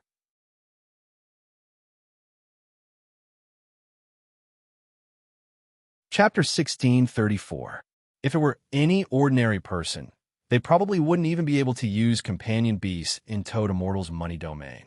However, Zhou was still able to maintain a portion of his abilities and the ability to use his companion beasts. He was still able to maintain the connection between the Demon Dragon King armor and the 8 companion beasts. This was all thanks to Shiryu. Although the Shur domain was not as powerful as the money domain, it was not completely suppressed and even had a certain effect on the Toad Immortal. They were both at Heaven Realm, but the Void True Salamander was only proficient in the power of Void Lightning, while the Toad Celestial's power was more diverse and more difficult to deal with. As for Nine Yang and Xiao, they were about the same as Zhou. They were at the pseudo-Heaven Realm. Compared to the true Heaven Realm, they were still a distance away. The Toad Immortal's tongue swept over like lightning as Zhou used the transcendent flying immortal he had comprehended. His figure fluttered as he dodged the Toad Immortal's tongue attacks again and again. He could even use some opportunities to launch a counterattack. However, Immortal Toad was far more powerful than the trio from before. Not only was it powerful, but its combat skills had also reached the pinnacle. Even Transcendent Flying Immortal couldn't suppress it when it had the upper hand. True celestial realm of the great, all-embracing heaven. Toad Immortal recognized the concept of Transcendent Flying Immortal at a glance, and seemed very surprised. His pair of strange eyes looked at Zhou in bewilderment, and thought to himself, "What is going on with this human? Not only is he proficient in forbidden power, but he's also at the great, all-embracing heaven true celestial realm, which is one of the highest realms of the celestial clan. Is he really a human? Could it be that the leaders of the immortals have possessed me and descended here to deliberately make things difficult for me?" But after watching for a while, Toad Immortal dispelled this idea. Zhou realm of the great, all-embracing heaven true immortal was just at the beginning. If a real celestial clan big shot had descended, it should be more than this level. I can't believe a human could reach such a level and comprehend the realm of the great, all-embracing heaven at such a level. If it wasn't for the mastermind of the immortal clan, this would be too unreal. The more Toad Immortal thought about it, the more he felt that something was amiss. He suspected that Zhou was being schemed against by some big shot. Back then, he had been tricked by the Queen Mother of the West. As the saying goes, once bitten, twice shy. The more Immortal Toad thought about it, the more he felt that there was something fishy going on. With this in mind, Toad Immortal hesitated. He didn't dare attack Zhou with all his might. He held back and observed in secret, hoping to find some clues. The Toad Immortal's reputation was not good. The legend of a toad wanting to eat swan meat had ruined his reputation. But in terms of strength, the Toad Immortal's strength was definitely not as weak as the rumors said. Otherwise, he would have died a long time ago at the Queen Mother's place. How could it be as simple as being knocked into a mortal's womb after teasing a swan fairy in that kind of place? Moreover, he even brought out the moon essence basin, a true treasure of the moon. Zhou was somewhat puzzled. He could clearly sense that the pressure Toad Immortal gave him had decreased significantly. Although the Toad Immortal still had the advantage, it didn't make Zhou feel the pressure of impending death. Zhou didn't know what Toad Immortal was thinking or what he was plotting, but this was a good thing for him. Although Shiryu was far inferior to Toad Immortal's money domain, Shiryu wasn't just a taboo domain. The true strength of Shiryu lay in the word master.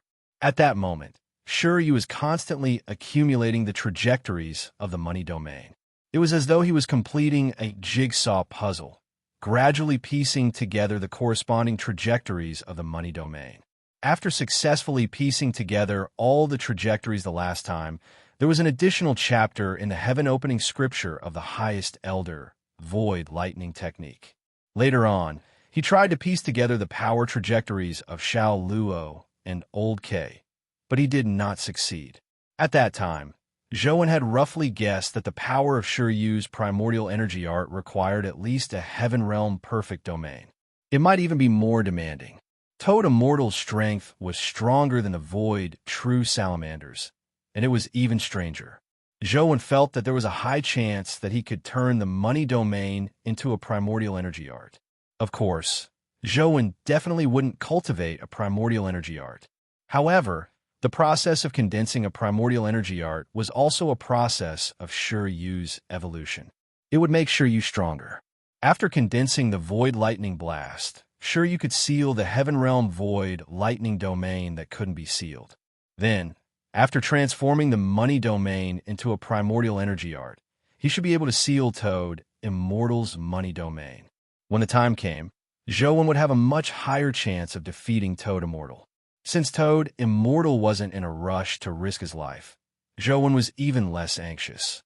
The two of them each had their own ulterior motives. The battle looked intense, but in fact, it wasn't that dangerous.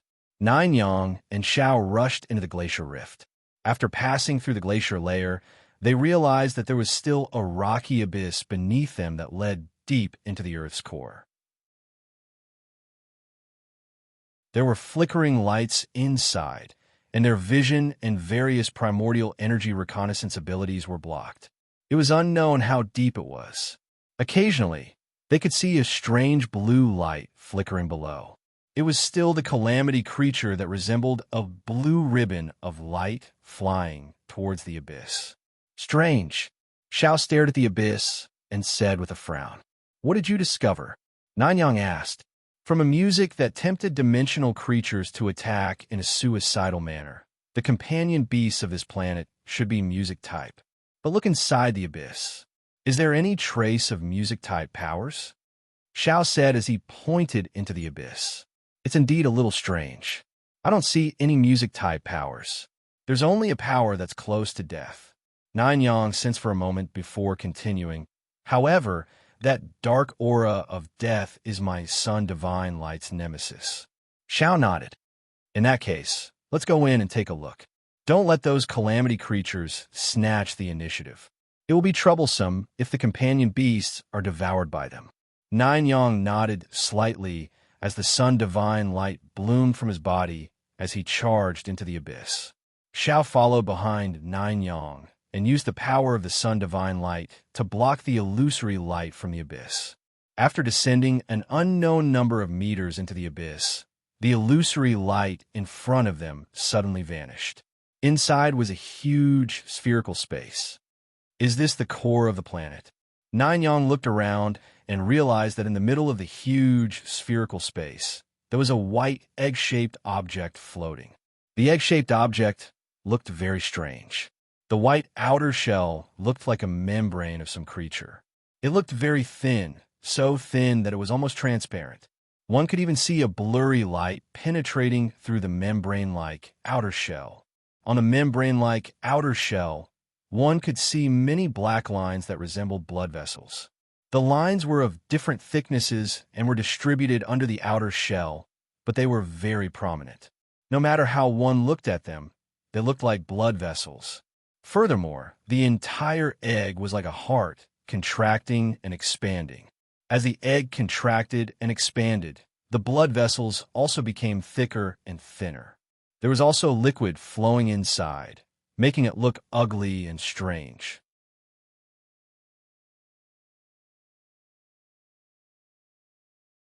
Chapter 16:35. The five calamity creatures from before surrounded the egg-shaped object. Blue ribbons of light circled above them. The two one-horned wolves occupied the left side, while the strange fish was on the right. In the direction furthest from Nine Suns and company was the magnetic storm. From time to time, tentacles would extend out, as though they wanted to sweep away the white egg-shaped object.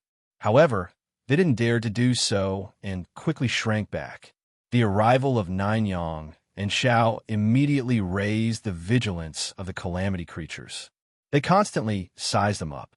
Once they discovered that they were too weak or had any weaknesses, they would probably immediately attack to reduce their competitors. "Can you see the situation inside?" Nine Yang asked Xiao when he saw that the calamity creatures seemed to be afraid of each other and didn't take the initiative to attack them. His combat strength was very strong, but he was far inferior to Xiao Lai in some special formulations. Zhao's eyes suffused a demonic glow as his pupils turned white, fusing with the scare of his eyes. He looked like a blind person without pupils. After staring at the white egg-shaped object for a few seconds, Zhao's eyes returned to normal. He looked at Nine Yang and shook his head. "I can't see what's inside. I can only sense that there's a life form inside. It shouldn't be wrong. This is the core of the planet. The planet's companion beast should be incubated here. I reckon that the scarred abyss we entered was the path opened up by the parasitic companion beast when it rushed in," Nine Yang guessed after some thought. "That's right, but those five calamity creatures don't look simple. It probably won't be easy to snatch the companion beast from their mouths. Furthermore, the companion beast inside might appear at any time. When the time comes, we won't just be facing five calamity creatures," Xiao said. "Then let's follow the plan. Contract the companion beast before it appears, or kill it ahead of time," Nine Yang said. "Don't be anxious. If we go over now, we will probably be surrounded by those calamity creatures." Xiao shook his head slightly, indicating for Nine Yang not to go over for the time being. To be able to become a calamity gray creature, their intelligence isn't too low. Even some creatures with low intelligence have already accumulated considerable experience and intuition. No one is willing to become a target, but they don't know that if the companion beast is born, it's hard to say who will be the next target, Nine Yang said with a cold snort when he saw that none of the five calamity creatures were willing to charge forward. "So, we have to think of a way to add fuel to the fire," Xiao said as he looked at the white egg-shaped object. "What should we do?" Zhu Yang asked. "You could just stay here and support me. I am more proficient in starting a fire." After saying that, Xiao took a step forward and his figure disappeared like a phantom. When he reappeared, he was already in front of the white egg-shaped object. He stretched out a hand and slapped it. Crackle! Xiao was the closest to the electromagnetic storm. Before he could touch the white egg-shaped object, he saw the tentacles in the electromagnetic storm dance wildly. Every tentacle brought with it a terrifying electromagnetic storm, causing the electromagnetic storm that originally covered its body to expand, enveloping half of the planet's interior space. Before the electromagnetic storm landed on Shaw's body, he nimbly turned around and disappeared in the blink of an eye. A large area of the electromagnetic storm fell on nothing, and even more of the electromagnetic storm landed on the white egg-shaped object. With a series of crackling sounds, the white egg-shaped object rapidly shrank as though it had suffered damage. The egg-shaped object shrank by more than half its original size. This immediately made the other four calamity creatures unable to watch the show. All of them carried terrifying domain powers, hoping to control the white egg-shaped object in their domains. The black and white wolf's domains were very strange. The black wolf's domain power was a black barrier, while the white wolf's domain power was a white barrier. When they stood together, where the black and white boundaries overlapped, the boundaries became transparent, as if they had disappeared. The strange fish waved its tail. Its graceful tail that resembled a cloud seemed to blot out the sky as it blanketed the white egg-shaped object.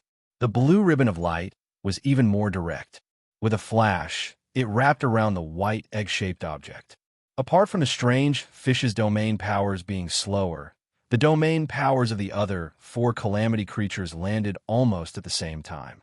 Together with the calamity creature that had used the electromagnetic storm, all sorts of domain powers intertwined, instantly producing a terrifying explosion. All sorts of powers constantly collided, producing continuous explosions and shock waves. The entire space trembled as cracks appeared on the hard rocks that supported the planet's interior space. Extremely hard rocks constantly fell. The 5 calamity creatures were sent flying. None of them managed to snatch the white egg-shaped object. At some point in time, Xiao had hidden behind Nine Yang and said with a smile, "Such powerful destructive power actually failed to break through its outer shell and cause a certain degree of damage to it, right?" The divine light of the sun bloomed from Nine Yang's body and blocked the incoming shockwave. He said in surprise, "Among these 5 calamity creatures, 2 of them seem to be at the heaven realm. The other 3 are also powerful hell-level creatures. Furthermore, the domain powers of the 3 hell-level creatures are very special." "It's fine if it's at the hell realm, but it's hard to say if it's at the heaven realm," Xiao said as his expression suddenly changed. In the middle of the explosion, the white egg-shaped object shrank to the height of a person. The membrane, that was almost transparent, had turned into the color of milk. It looked much thicker.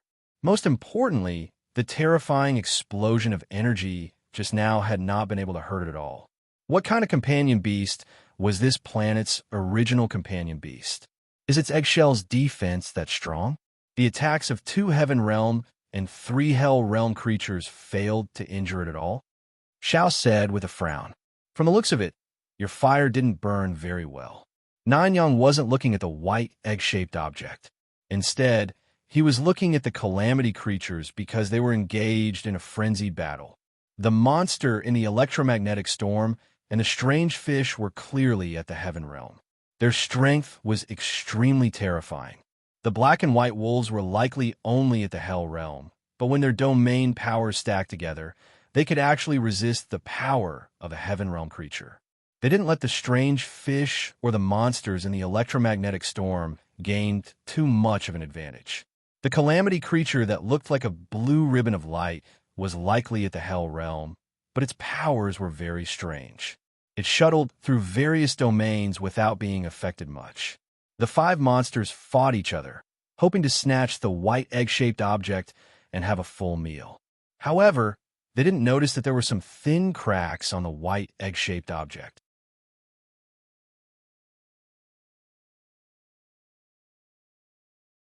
Chapter 1636. I can't wait any longer. Nine Yang noticed the abnormality on the white egg-shaped object and knew that he couldn't wait any longer. If he delayed any longer, the companion beast inside would probably be born. The sun god's light erupted with resplendent divine light. Nine Yang seemed to transform into an arrow of light that pierced through space-time. He instantly arrived in front of the white egg-shaped object, hoping to penetrate it with the sun god's light. However, before his sun god's light could touch the white egg-shaped object, he saw several huge tentacles extend out from behind the white egg-shaped object and block it. The sun god's light clashed with the tentacles, forcefully severing the tentacles wrapped in electromagnetic fields. Some of them were even sliced into pieces. However, in the next second, electromagnetic fields flashed as the tentacles that had been sliced into pieces condensed again and swept towards Nine Yang. While Nine Yang was fighting the tentacle monster, Xiao secretly teleported behind the white egg-shaped object and extended his finger to cut it open. However, a blue beam of light swept over at an unbelievable speed. Xiao had no choice but to retract his finger. Otherwise, his finger would have been severed by the blue light before it could even touch the white egg-shaped object. The other calamity creatures also rushed over, turning the scene even more chaotic. Xiao dodged the blue light and the strange fish's attacks a few times, but he never had the chance to approach the white egg-shaped object. "Help me open a path." The sun god's light on Nine Yang's body became even more resplendent. His entire body seemed to transform into light, and every strike was like a hydrogen bomb explosion. However, when such a powerful force bombarded the transparent barrier formed by the black and white wolves, it was unable to break through the barrier. In the end, it was unable to charge over. I think it's better if you help me open a path. Zhao's figure flashed like a phantom, luring the strange fish and the blue light to Nine Yang's vicinity. Nine Yang's body emitted divine light, almost enveloping the entire planet's interior space. A few calamity creatures were attacked, so they couldn't be bothered to pay attention to Zhao's whereabouts. Xiao finally found an opportunity. He arrived in front of the white egg-shaped object like a ghost. While the calamity creatures couldn't stop him in time, he pointed at the white egg-shaped object. Just as Su thought he was about to succeed, the white egg-shaped object suddenly shattered like glass. The white fragments scattered in all directions, turning into a sticky white liquid wherever they came into contact with. Although Xiao Luo was the closest, his reaction was the fastest. Before the white fragments could touch him, his figure had already disappeared. When he reappeared, he was already far away. He dodged left and right, avoiding the white fragments that were flying towards him. The other calamity creatures and 9 suns were also affected. The tentacle monster used its tentacles to lash at the white fragments, and some of the white fragments stuck to its tentacles. The strange fish used its tail to sweep away the debris, but it also got stuck with some white liquid. The black and white wolves were protected by the barrier, and all the white fragments were blocked by the barrier. Outside the barrier, there were pools of white goo everywhere. The blue light was the fastest, dodging all the white fragments. The divine light of the sun on Jiu Yang's body was too intense. Everything around him was vaporized, including the white fragments. They couldn't get close to him at all. The calamity creatures looked at the spot where the white egg-shaped object was. They saw a white companion beast floating where the white egg-shaped object had been. It looked very strange. Its entire body was snow white like jade. Its body was upright, and its legs were like sheep's, but its upper limbs were like a hairless monkey's. Its nails were extremely sharp and emitted a jade luster. Its eyes were very large, and its nose was sharp and short. When it pursed its mouth, only a slight curve could be seen. There was no hair on its head, and the back of its head was abnormally large. It hung down to its back like a curved horn. One couldn't sense any vitality from its body. It was like a lifeless jade sculpture, but its eyes were moving. Its vertical pupils that resembled those of a cat's eyes were slowly turning left and right, as though it was observing the calamity creatures and 9 suns. The tentacle monster brought with it an electromagnetic storm as huge tentacles swept towards the companion beast. The companion beast watched as the huge dragon-like tentacles swept over with electromagnetic forces. It didn't know how to dodge. All it did was stand there and look at it in a daze. The tentacles had already arrived in front of the companion beast and had even wrapped around its body, but the companion beast remained motionless. The calamity creatures, 9 suns, and Xiao, who had been watching the entire time, felt a little regretful. If they had known that the companion beast would be so foolish, they would have rushed forward immediately. Just as they thought that the tentacle monster was too rash, it seemed like it had struck first. It was already too late for them to rush over. Seeing that the companion beast was wrapped up by the tentacles and about to be pulled into the electromagnetic storm, the calamity creatures were filled with regret when they saw the tentacles suddenly stop. The tentacles froze in midair, looking like they were still trembling. The tentacles that had wrapped around the companion beast slowly loosened.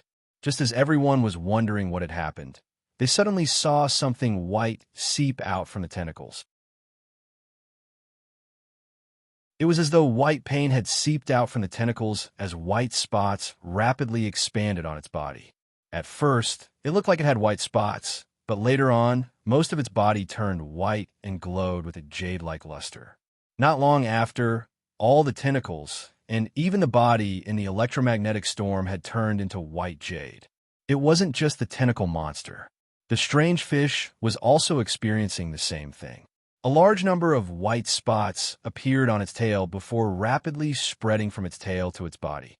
It was obvious that the strange fish had been trying its best to escape the white infection, but its strength was unable to stop anything. Soon, its entire body was dyed white, turning into a white fish that resembled jade. "Something's wrong." Xiao frowned. "Don't tell me those two fellows." Before Nine Sons could finish his sentence, he saw the tentacle monster and the strange fish let out strange cries at the same time. They came to the companion beast's side from the left, and right like a monster version of Admiral Hung and Admiral Ha. Xiao and Nine Sons exchanged looks, knowing that things were a little troublesome. Among the 5 calamity creatures, there were only 2 at the heaven realm, but they were being controlled by the companion beast. As expected of an existence that can parasitize a planet's interior, Xiao said with a sigh. He didn't expect to complete anything easily. The companion beast had been forced to appear before it had fully developed. It had even escaped the capture of many experts during the Battle of the Gods and forcefully parasitized the planet. Xiao didn't believe that such an existence could be easily killed.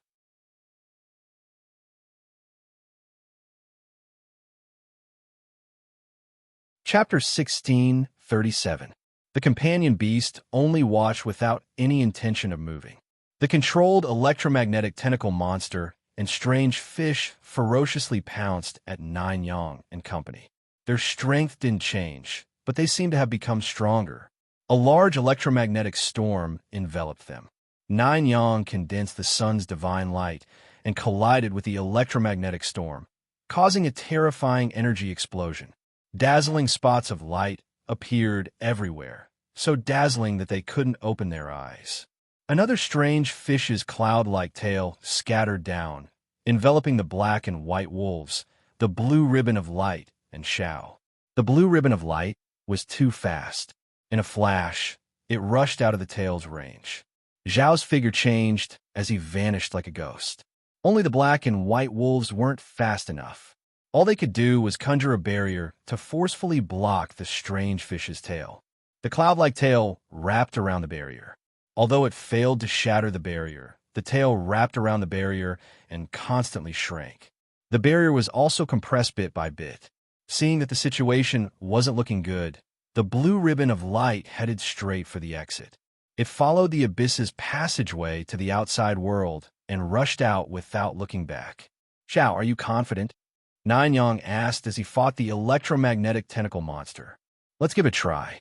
That fellow's strength is probably more terrifying than we expected." As Xiao spoke, he had already charged at the companion beast that had just appeared like a phantom. Although Xiao came from the trajectory Holy Temple, he was proficient in the various techniques of the 6 holy temples. He could even use the various famous martial arts techniques of the Federation with ease. At the instant he teleported in front of the companion beast, Zhao's entire body moved. Every part of his body turned into a terrifying killing weapon. Even his pinky finger and even his tongue had become a terrifying killing weapon. Coupled with Zhao's strange movement technique, he instantly delivered countless attacks. Fingers, palms, fists, elbows, shoulders, knees, legs, and feet, all sorts of attacks landed on the companion beast's white, jade-like body like a storm. Almost every inch of its body was struck countless times. Every strike contained terrifying power that penetrated its body. It was unknown if it had reacted in time, but the companion beast had no strength to resist Zhao's attack. Its body was sent retreating before it was sent flying by Zhao's punch. Rumble. The companion beast's body flew out and slammed into the rock dome, creating a huge crater as its body sank into the shattered rocks. The companion beast's body was embedded in the rock, but it didn't struggle. Its cat-like eyes stared straight ahead as though it had no focus. It was unknown what it was looking at. Xiao didn't have any intention of stopping. He instantly arrived in front of the companion beast and threw out a barrage of punches at its face. Just as the illusory fist was about to land on the companion beast's face, the fist shadows that filled the sky suddenly vanished. A claw grabbed Zhao's fist. Xiao struggled to break free from the claw, but his wrist was about to break. His fist, which was being held by the claw, did not move at all. He could not break free no matter how hard he tried. This was no trivial matter. Zhao's other arm and legs moved together as his body slammed into the companion beast in an extremely strange posture. Every joint of his body seemed to contain immense explosive force. Before Zhao's attack landed on the companion beast's fist suddenly exerted strength as it lifted Zhao's body with one hand. Boom! Zhao's body flipped uncontrollably as he was slammed into the rock. Blood spewed out of his mouth as his bones cracked. It was unknown how many of them had been shattered. At some point in time, the companion beast's body had emerged from the rock. It floated in the air and looked at Zhao, who had been smashed into the rock. Its cat-like eyes gradually began to glow. With a strange smile, it stared at Zhao in front of it. Zhao stared at it as well. He felt an unprecedented sense of danger.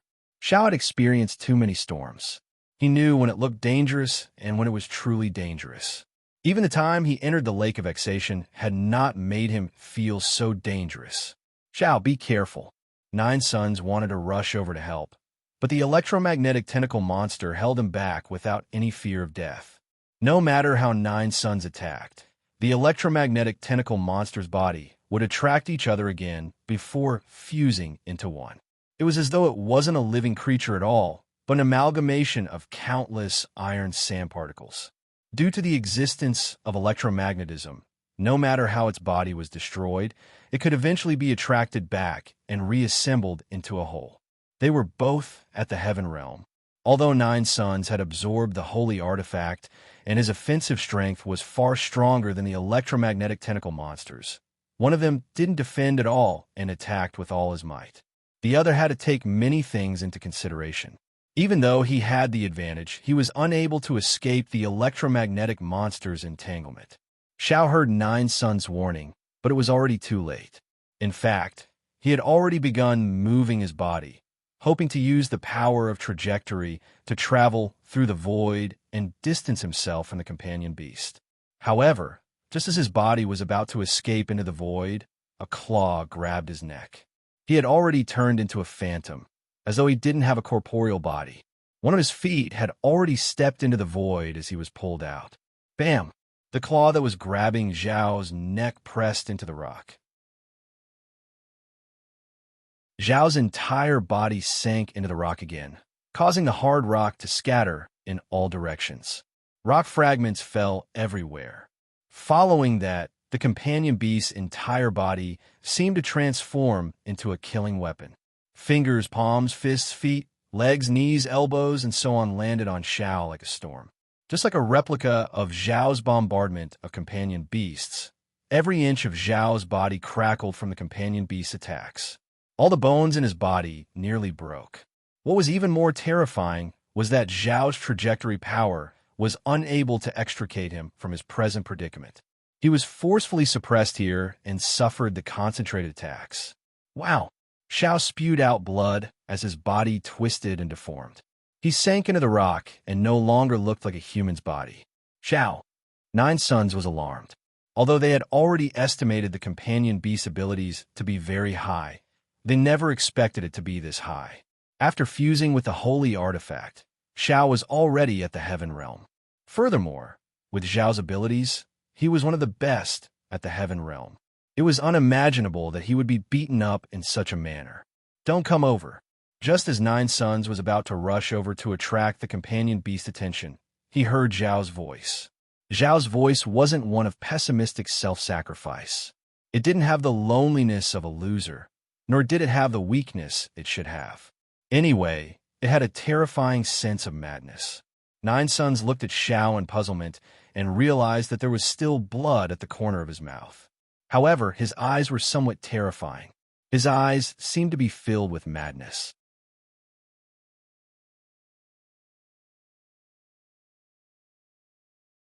Chapter 1638. Zhuoyang was slightly startled. He had always thought that Zhao was the kind of person who would not reveal any emotions no matter what kind of situation he was in. Even when facing death, Zhuoyang had never seen him show any abnormal emotions. It was as if death was as easy as going home to Xiao to sleep.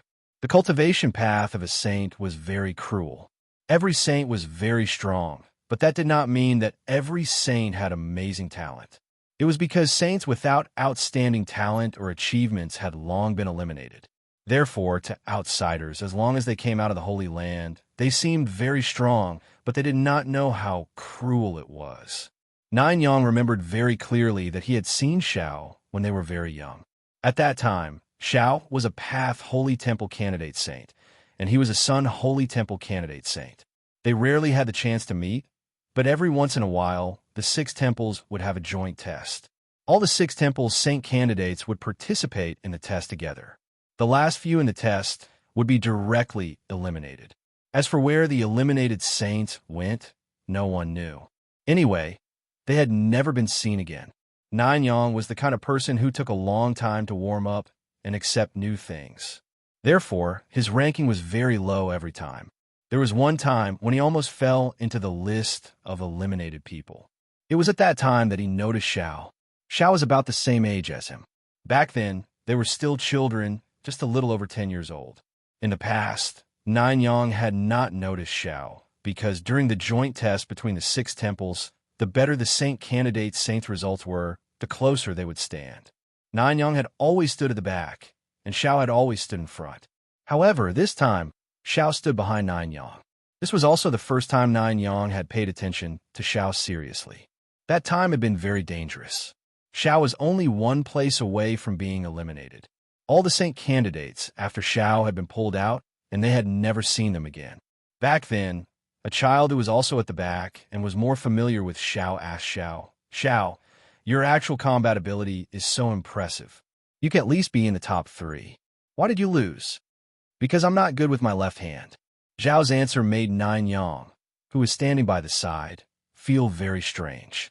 The child from before was also puzzled, so he asked, "Whether you're good at using your left hand or not, does it have anything to do with whether you can win or not?"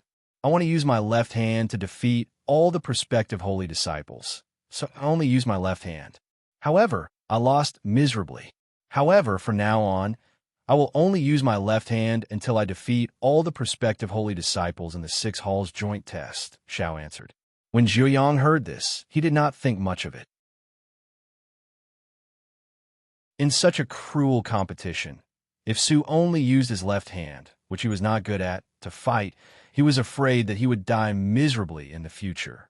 In a life or death situation, he would definitely not be able to resist using his left hand. However, it wasn't until the next joint examination that 9 sons realized that Xiao wasn't joking. In that fierce battle, Xiao didn't even use his right hand. In the entire battle, Xiao only used his left hand. He didn't use his right hand even once. In the end, Xiao Tianran lost miserably. He didn't even manage to win a single round. This was also very normal. The holy disciples who could survive were all talented people who were willing to work hard. Furthermore, they were too young, so the techniques they could learn were very limited. At that time, it was very difficult to widen the gap between them. If Xiao had fought seriously, it wasn't impossible for him to be in the top 3 or even first place. However, he had been fighting with his left hand, which he was not good at. Other people had trained their hands for more than 10 years, but he had only trained his hand for a month. How could they compare? Zhuoyang originally thought that at the last moment, Xiao would definitely use his right hand to fight with all his might. However, he didn't. Even when he was on the elimination list, Xiao still didn't use his right hand. Zhuoyang watched helplessly as Xiao fell into the elimination group. He was really puzzled. Xiao could clearly survive. He could clearly win. Why didn't he use his right hand? Not using his right hand was a rule he had set himself. He could completely not abide by it, and no one would laugh at him. In fact, not many people even knew about it. "Why don't you use your right hand?" Before Xiao was taken away, Zhuoyang quietly asked Xiao. "I said that I'll only use my left hand, so I'll only use my left hand." Xiao answered very casually, as though the person who was about to be eliminated wasn't him. If the holy deity hadn't protected Xiao back then, Xiao's corpse would probably have been reduced to ashes. From then on, Zhuoyang would pay attention to Xiao from time to time. However, no matter when or how dangerous the situation was, He had never seen Xiao show any emotions. It was as though he was a programmed robot that didn't have any emotions. But now, Xiao Chun actually had such a crazy expression. That kind of emotion was something Jiu Yang had never seen before. He was a little worried that Xiao Chun had already lost his composure. If that was the case, it would truly be dangerous. He was afraid that he wouldn't even have the chance to escape. "You can't take my life." Zhao's eyes were as crazy as a demon's, but his voice was so cold that it was terrifying. The companion beast ignored Xiao as its body once again bombarded Xiao like a storm. Bam! Bam!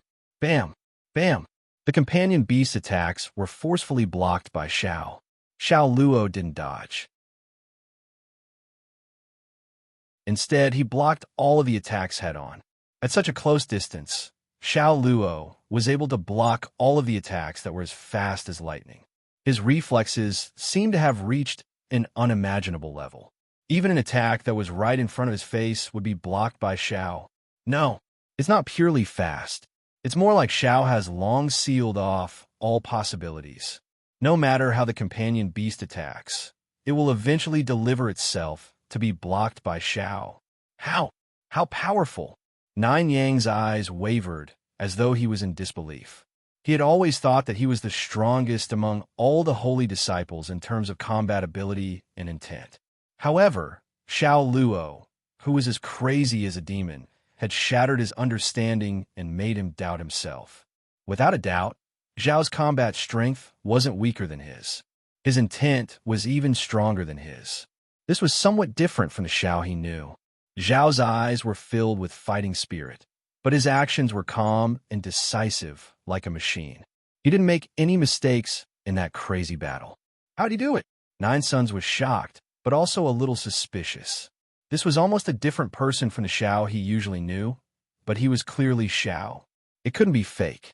What puzzled Nine Yang even more was that if this was Zhao's true strength, why didn't Xiao use such an ability when they attacked Zhou?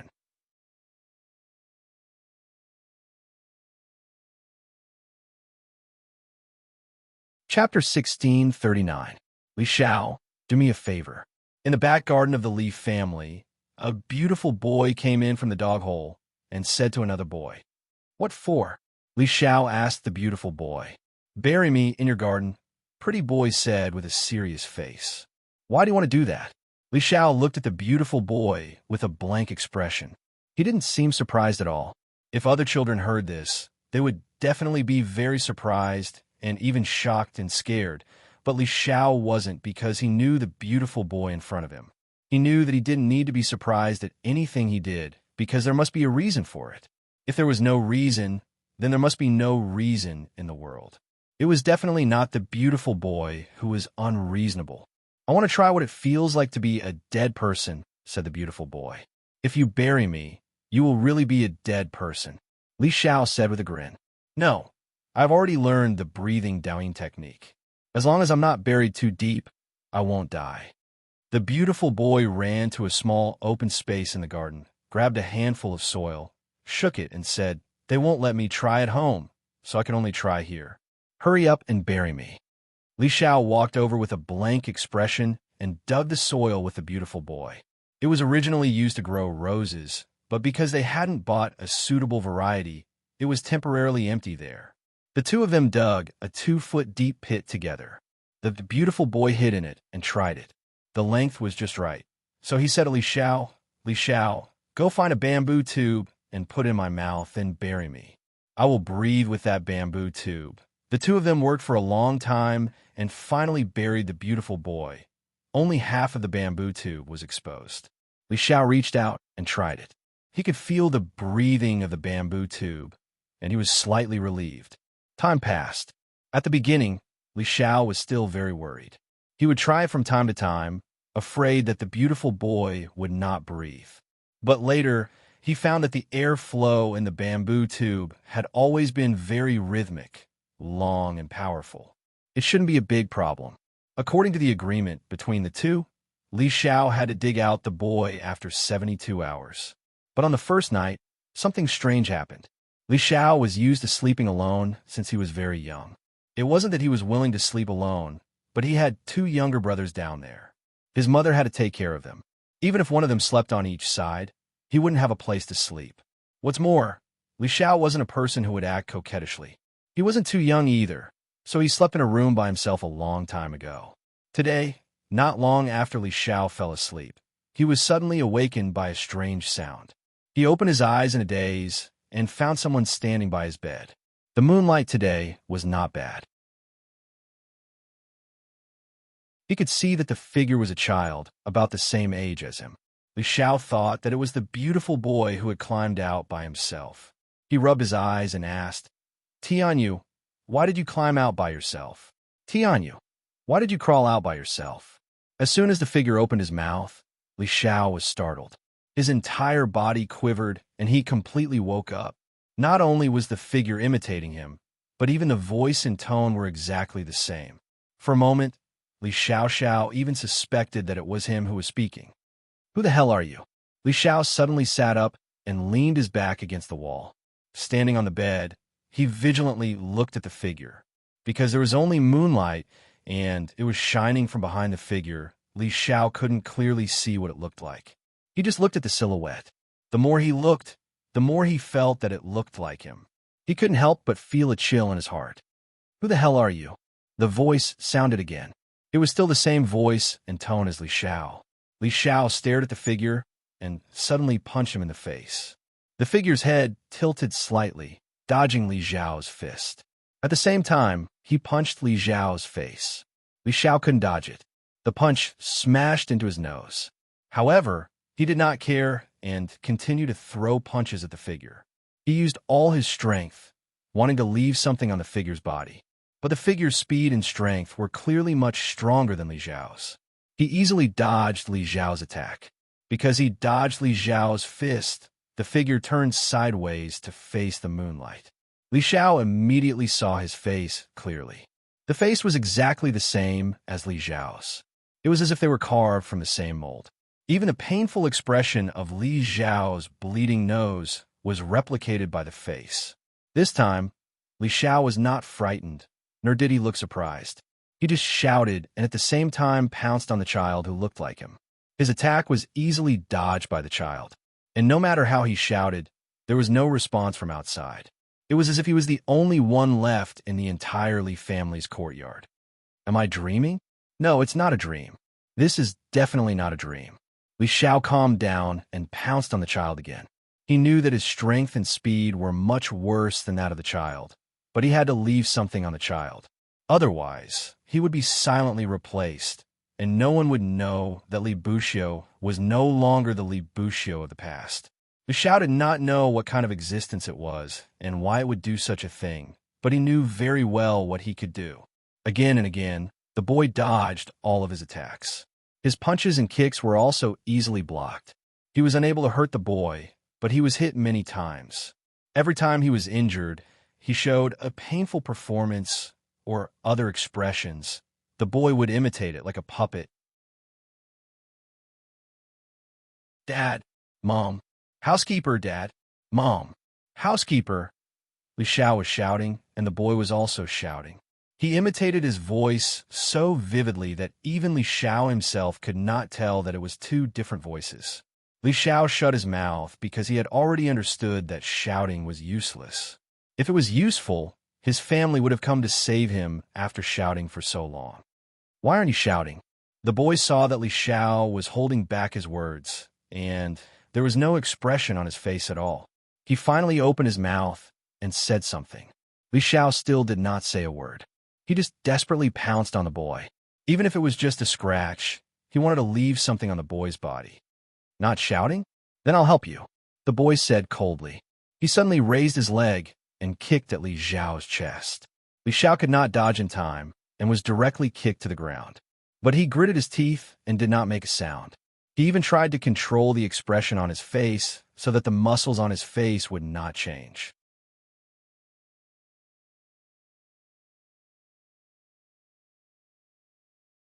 Chapter 1640.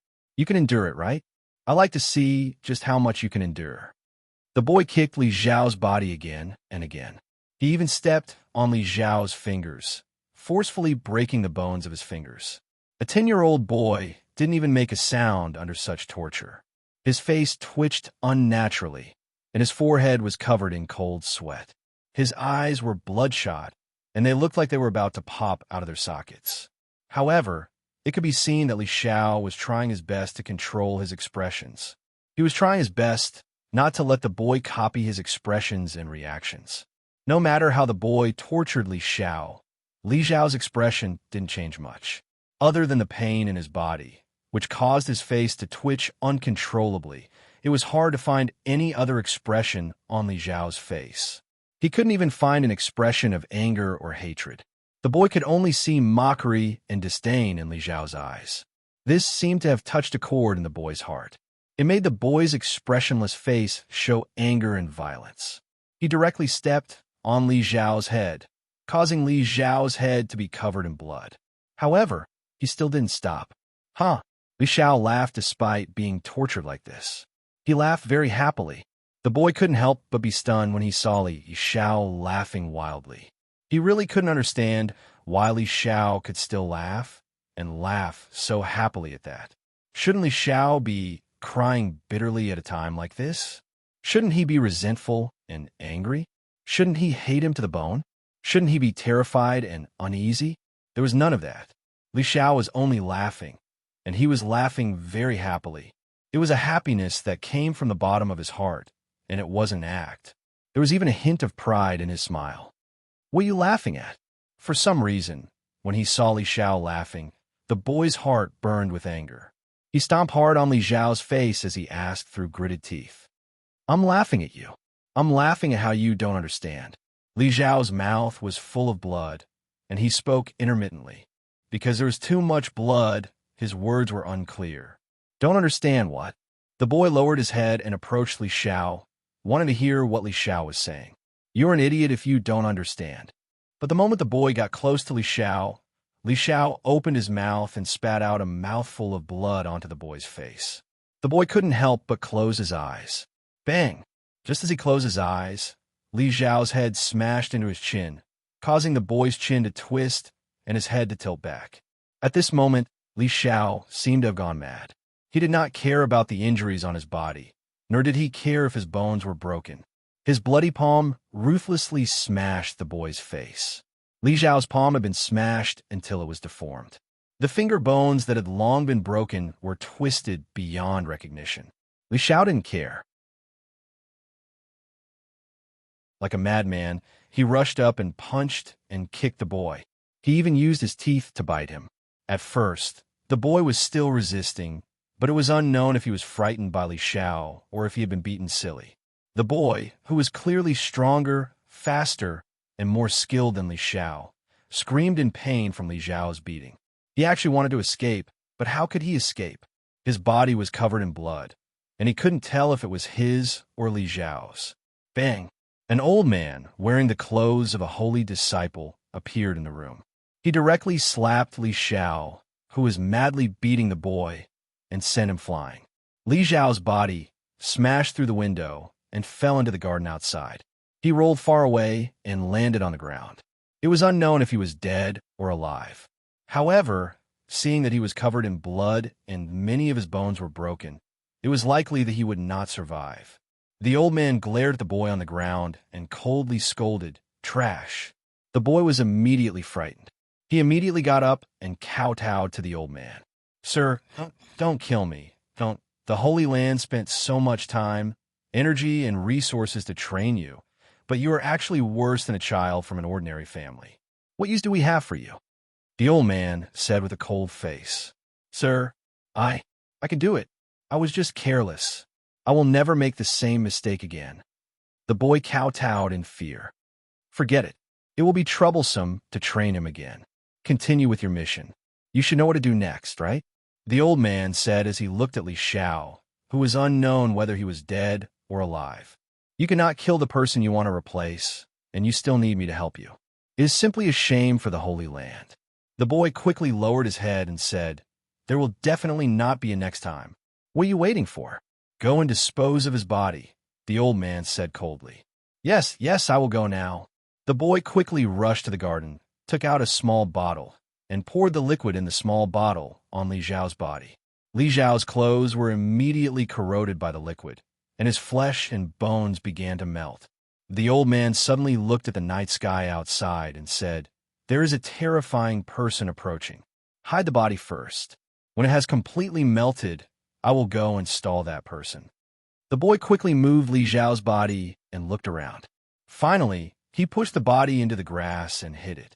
When the boy turned to look again, he found that the old man had disappeared. He looked for a while anxiously and finally waited for the old man to come back. "Who is that?" the boy quickly asked. "Humph, you don't have to pay attention to him. Has the body completely melted?" the old man said coldly. The boy quickly pushed the grass aside and found that there was only some foul-smelling liquid in the grass. Other than that, there was nothing else. "It's done," the boy said. The old man took a look. After seeing the liquid, he nodded and said, "From today onwards, you are the young master of the Li family, Li Bukri. Do you understand?" "Yes, sir. I am Li Bukri," the boy quickly said. The old man reached out and lifted the foul-smelling liquid along with the grass and soil. He sucked them into a large cloth bag and then turned to leave. "Sir, how can I contact you?" the boy asked quickly. "There is no need to contact you. You are Li Bukri, and Li Bukri is you. Only when the Holy Land needs you will you be a saint. When you are needed, a saint will naturally come to summon you." With that, the man left the Li family compound. Strangely enough, after the old man left, the Li family, which was originally like a ghost town, suddenly seemed to have returned to normal. The sound of night insects could be heard everywhere, and there was even the sound of people waking up at night to go to the bathroom. "I am Li Bukri. I am Li Bukri," the boy muttered to himself a few times. Then he treated his wounds and cleaned up the fragments of the glass window. When he returned to his room, in a pool not far from the grass, the pretty boy quietly dragged the seriously injured Li Xiao out. Glancing at the room where Li Xiao used to live, the pretty boy hesitated for a moment and left the Li family through the dog hole with the dying Li Xiao on his back.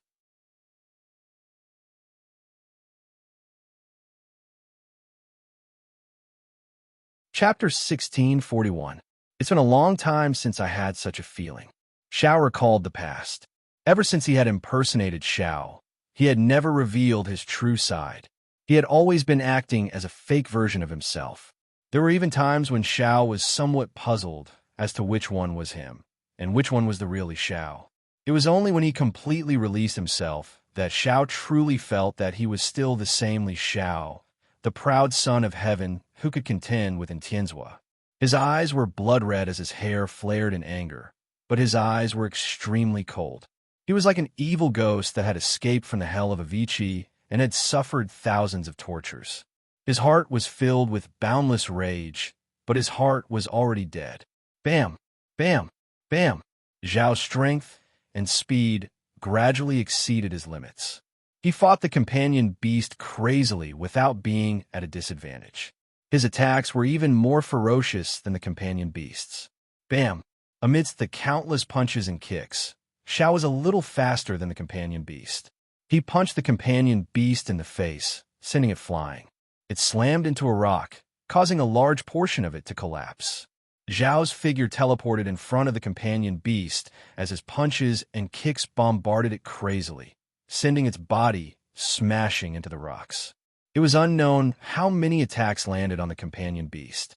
When Xiao threw out his final punch, the companion beast's body smashed through the rocks, pierced through the ground, and flew into the air. Xiao rushed out as well and stood in midair.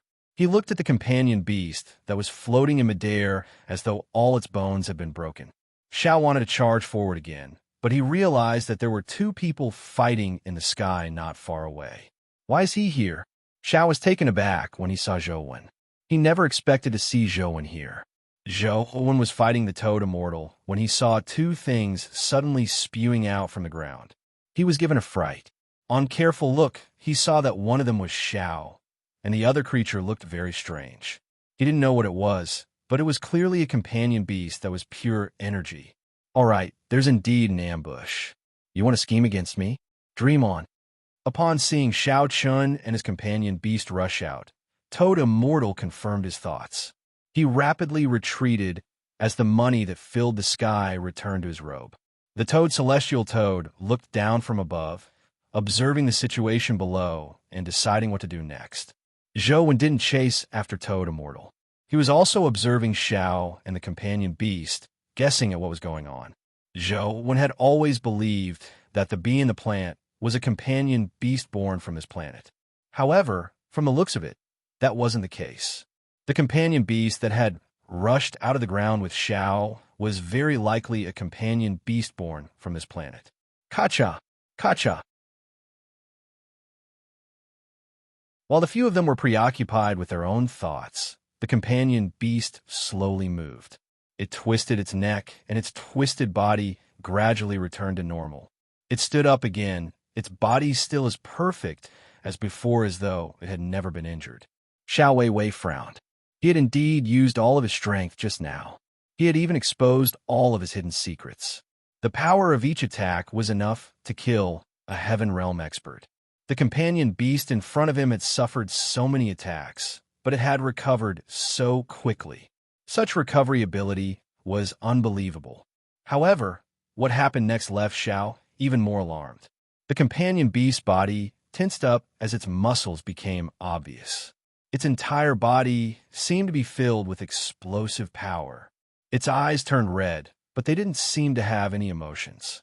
This is... Xiao Chen looked at the changes in the companion beast's body and revealed a look of horror. The companion beast's current state was identical to his. This left Xiao very alarmed. One had to know that his state wasn't some kind of talent ability or primordial energy skill, but the effects of his mental mutation on his body. This ability was the result of a mental mutation. It couldn't be cultivated, and using it didn't consume any primordial energy. It was Xiao Chen's unique ability. Even Tianzhua hadn't been able to learn this ability. Although Xiao Chen had told Tianzhua without reservation how to enter such a state, and Tianzhua couldn't do it. Later, according to Tianzhua's analysis, Xiao Chen's mental state was related to his experiences and thoughts. It wasn't something that others could imitate. However, the companion beast had also entered such a state. It left Xiao in disbelief. The companion beast's figure flashed as it charged at Xiao. Its strength, speed, constitution, and primordial energy were originally stronger than Xiao Chen's, but now it had entered the same special mental state as Xiao Chen. Its abilities in all aspects had improved once again. Although Xiao Chen maintained the same state, he was once again suppressed. He was surpassed by the companion beast in all aspects. A Heaven Realm free companion beast? When Toad Immortal saw the situation below, his eyes immediately revealed a look of greed. The companion beasts produced by the planet were somewhat different from those on Earth.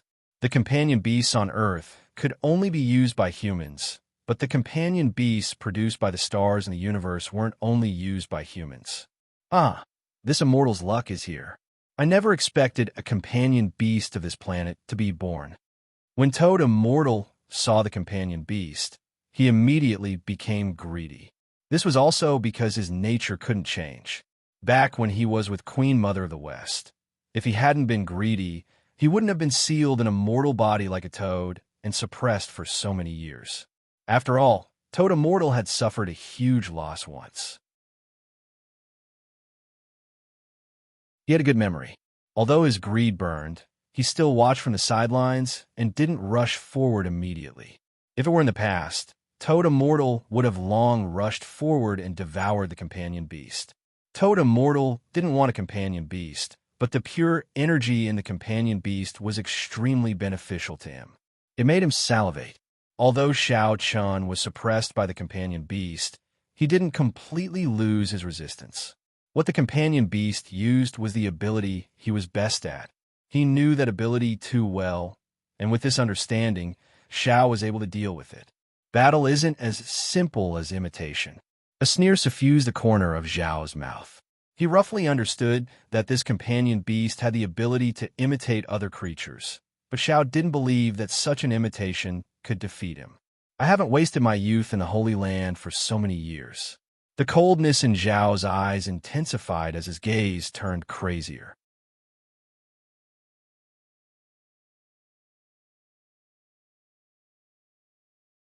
Chapter 1642. After all, Xiao wasn't the childly Xiao from back then. What he had learned over the years wasn't as simple as a mental state. His person, his heart, his body, and his abilities were much more mature than before. When he was young, he might have only been able to rely on his mutated mental state to seek the possibility of victory. But to the present Xiao, that wasn't the case. The companion beast attacked again. With the augmentation of its mental state, its speed was unbelievably fast. And just as his fist was about to touch Xiao, Xiao took half a step back. And when the companion beast's fist struck Zhao's body, it passed through it as though Zhao's body wasn't real and was just an illusion. Zhao's figure really began to dissipate like a phantom. Almost at the same time the phantom began to dissipate, another Xiao appeared on the other side of the companion beast and punched the back of the companion beast's head. The companion beast's reaction was extremely fast. It swung its arm and slammed its elbow into Zhao's fist. However, when its elbow collided with the fist, it was astonished to discover that its elbow had passed through Zhao's fist. It didn't feel any strength at all. It was also an illusion. And on the other side, the phantom that should have dissipated slapped the companion beast in the face, causing it to fall backward. What's real is fake, and what's fake is real. You have learned my mental mutation, but you haven't learned my true thoughts. You're just an empty shell. Xiao, who was behind the phantom, actually spoke. At the same time, he leaped up and struck the companion beast's waist with his knee. One could almost hear the sound of the companion beast's spine cracking. The companion beast, whose body was about to snap in half, was sent soaring into the sky like a meteor. Xiao Zheng wanted to chase after it and launch a series of fatal attacks at the companion beast, but before he could use his trajectory movement technique to chase after it, he saw a golden light flash in the sky. The companion beast that was soaring into the sky was swept up by the golden light and pulled into the toad immortal's mouth. After observing for so long, the toad immortal finally found such an opportunity.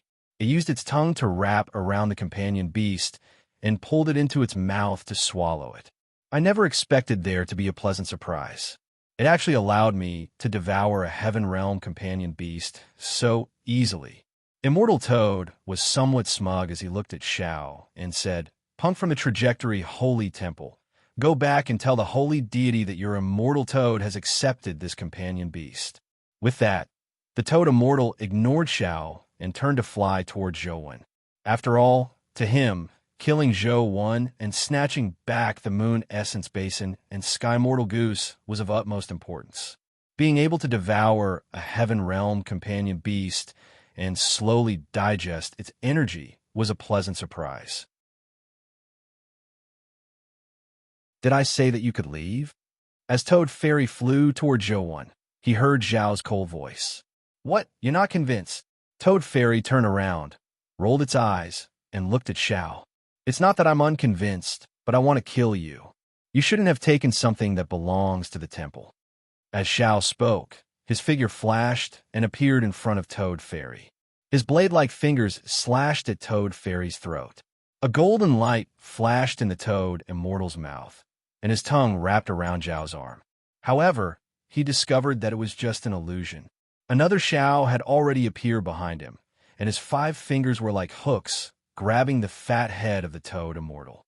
Toad Fairy waved his hand and blocked Zhao's 5 fingers with his golden robe sleeve. However, it was also just an illusion. Xiao, who was like an illusion, continued swiping at Toad Fairy's throat.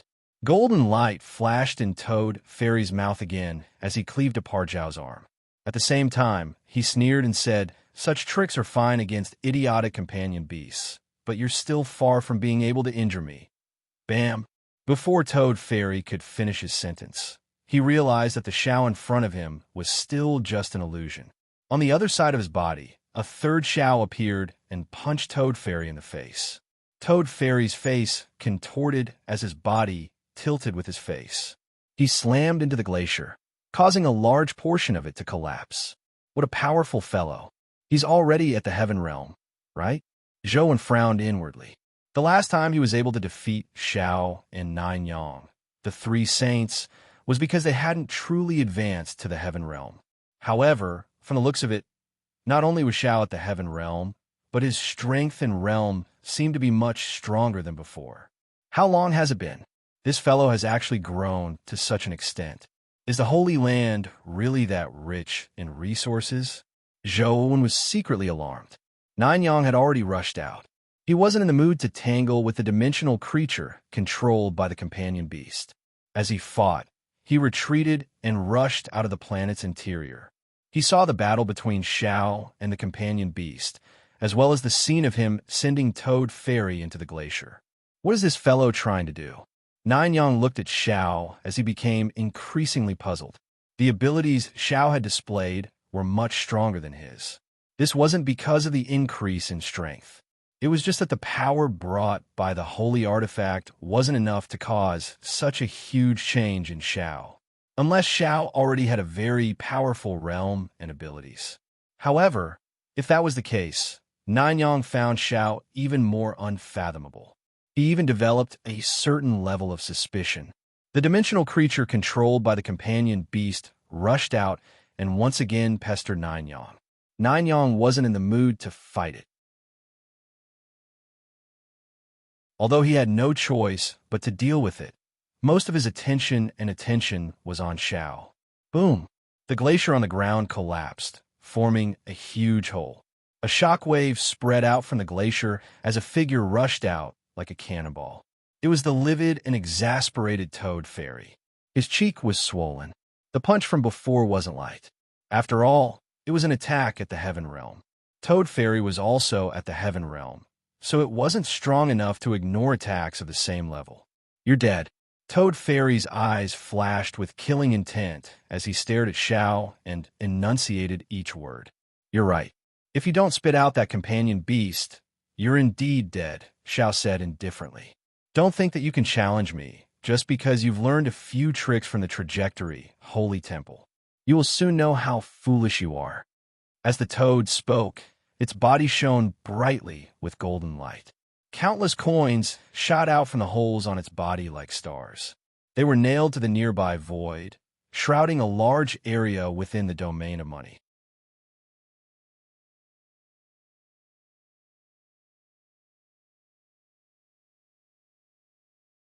Chapter 1643. Under the envelopment of the money domain, all sorts of powers were immediately sealed. Even essence energy found it difficult to flow normally. Zhao's body immediately sank, as if he had fallen out of some special trajectory. When he moved again, he could no longer leave behind any afterimages.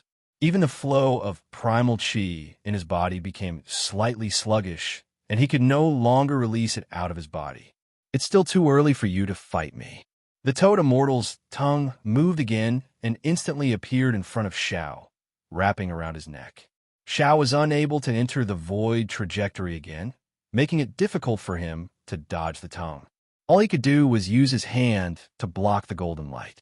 Bam! Zhao's body was sent flying, and the tongue once again chased after him like lightning, whipping around Zhao's body. Xiao tried his best, but he could only barely block the tongue's attack. He had no strength left to counterattack and was passively beaten. This was because he had been maintaining his mental mutation state. Otherwise, he might have been swallowed by the tongue. 9 suns and the electromagnetic tentacle monster were also within the money domain's range.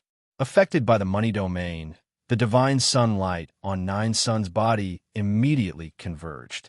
It could only circulate in its body and not be released outside. The electromagnetic storm around the electromagnetic tentacle monster also disappeared, revealing its true form. He originally imagined that this fellow was a huge octopus, but in fact, that wasn't the case. Its main body was like a meat pillar formed by intertwining tentacles. The tentacles extended out from the meat pillar, and in the middle of the meat pillar was a huge eyeball. Its pupils were like wheels as it looked around, making it look extremely strange. This was because its body had turned into white jade, making it look like a white jade statue. It wasn't that terrifying. If it had its original color and appearance, it would probably be even more terrifying. Although the electromagnetic monster and 9 suns couldn't release their essence energy, Their essence energy was still circulating in their bodies. It wasn't completely sealed. This was thanks to them being at the heaven realm. If it were some low-level creatures, their essence energy would probably be completely sealed, turning them into trash that couldn't use any essence energy. Xiao wanted to summon his companion beasts, but he realized that he couldn't. The money domain's sealing effect was just too powerful. Ding! The toad immortal suddenly opened its mouth and spat out a golden beam. Xiao could already sense that the golden beam was somewhat different from the previous tongue, but he had no chance of dodging. All he could do was throw a punch. When his fist collided with the golden beam, Xiao saw that it was a golden ancient coin. The ancient coin seemed to contain a huge suction force as it stuck to his fist. In an instant, Xiao felt the essence energy in his body vanish without a trace. The last bit of his resistance had been wiped away. Die! The toad immortal's tongue swept over again. Without Yuan Qi, although Zhao's physical strength was not bad, it was difficult for him to withstand the toad's tongue. Although he tried his best to push the tongue away, his body was still wrapped up and pulled towards the toad's mouth. Just as Xiao was about to be pulled into the toad immortal's mouth, he suddenly saw a saber beam slash down, slashing at the middle of the toad immortal's tongue. Although this saber strike failed to sever the toad immortal's tongue, it left a wound. In pain and fright, the toad immortal immediately retracted its tongue, freeing Xiao. Xiao retreated and saw that the person who had struck out was Zhouwen. "Gentlemen, how about we work together to kill him first?" Zhouwen said. The toad immortal's strength was extremely terrifying. Zhouwen could only barely survive alone. After the toad immortal finished off Xiao, it would probably be him and Tsukuyami next. The enemy of an enemy was a friend. As long as he could kill the toad immortal, Zhouwen didn't mind temporarily cooperating with the Holy Land saints. "All right," Xiao agreed readily. At the same time, he said, "Can you crack his power?" Nanyang also wanted to know the answer to this question. Everyone had clearly seen that Zhou when it slashed out a saber beam in the toad immortal's domain. Clearly, he wasn't suppressed by the domain's power. What Nanyang and Xiao want to know was if Zhouwen could only be exempted or if he could help to be exempted. If Zhouwen was only exempted, their combat strength would still be unable to recover. Even if they worked together, it would probably be difficult for them to be of any use. "It should be possible, but I have a condition. After killing him, everything will belong to me," Zhouwen said as he dodged the furious toad immortal's attack. "Deal." Nanyang was still hesitant, but Xiao agreed immediately. "Xiao." Nanyang wanted to say something, but he was interrupted by Xiao. "Nothing is more important than surviving now. Let's survive first," Xiao said with a wave of his hand. Nanyang didn't say anything else. In fact, there was no time to say anything. The electromagnetic monster was still crazily attacking. Without the power of the Sun Divine Light, Nanyang's strength was much weaker than the massive electromagnetic monster. When the toad immortal saw that Zhouwen's essence energy wasn't sealed and that it was much stronger than before, killing intent surged in its heart. It opened its mouth and spat out another treasure-fall coin that transformed into a golden beam of light that smashed at Zhouwen.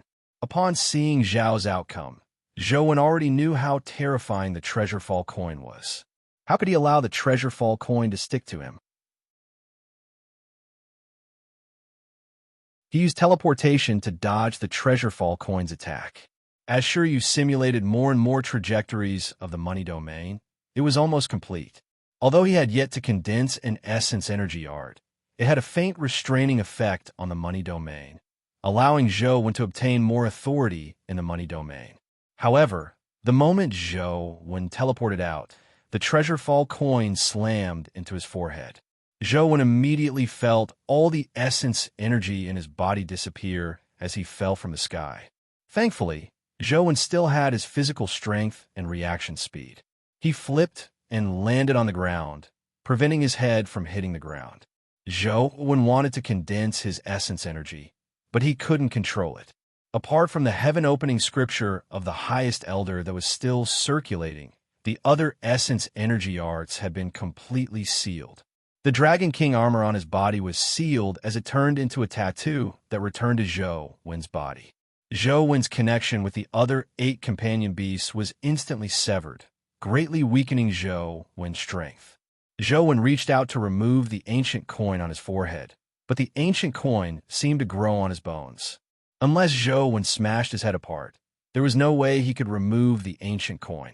I once had a natural enemy in the mythical era. How dare a few mere humans dream of fighting me? The Toad Immortal said disdainfully as it brandished its tongue again and swept toward Zhou Wen, who had lost his essence energy. From the Toad Immortal's point of view, Zhou Wen was the greatest threat. Although Zhou Wen was the weakest, he was also proficient in taboo powers. He was the most likely to pose a threat to it. You're tuning into the Warrior Lore YouTube channel. Don't forget to subscribe and join us on this journey to catch the most captivating stories.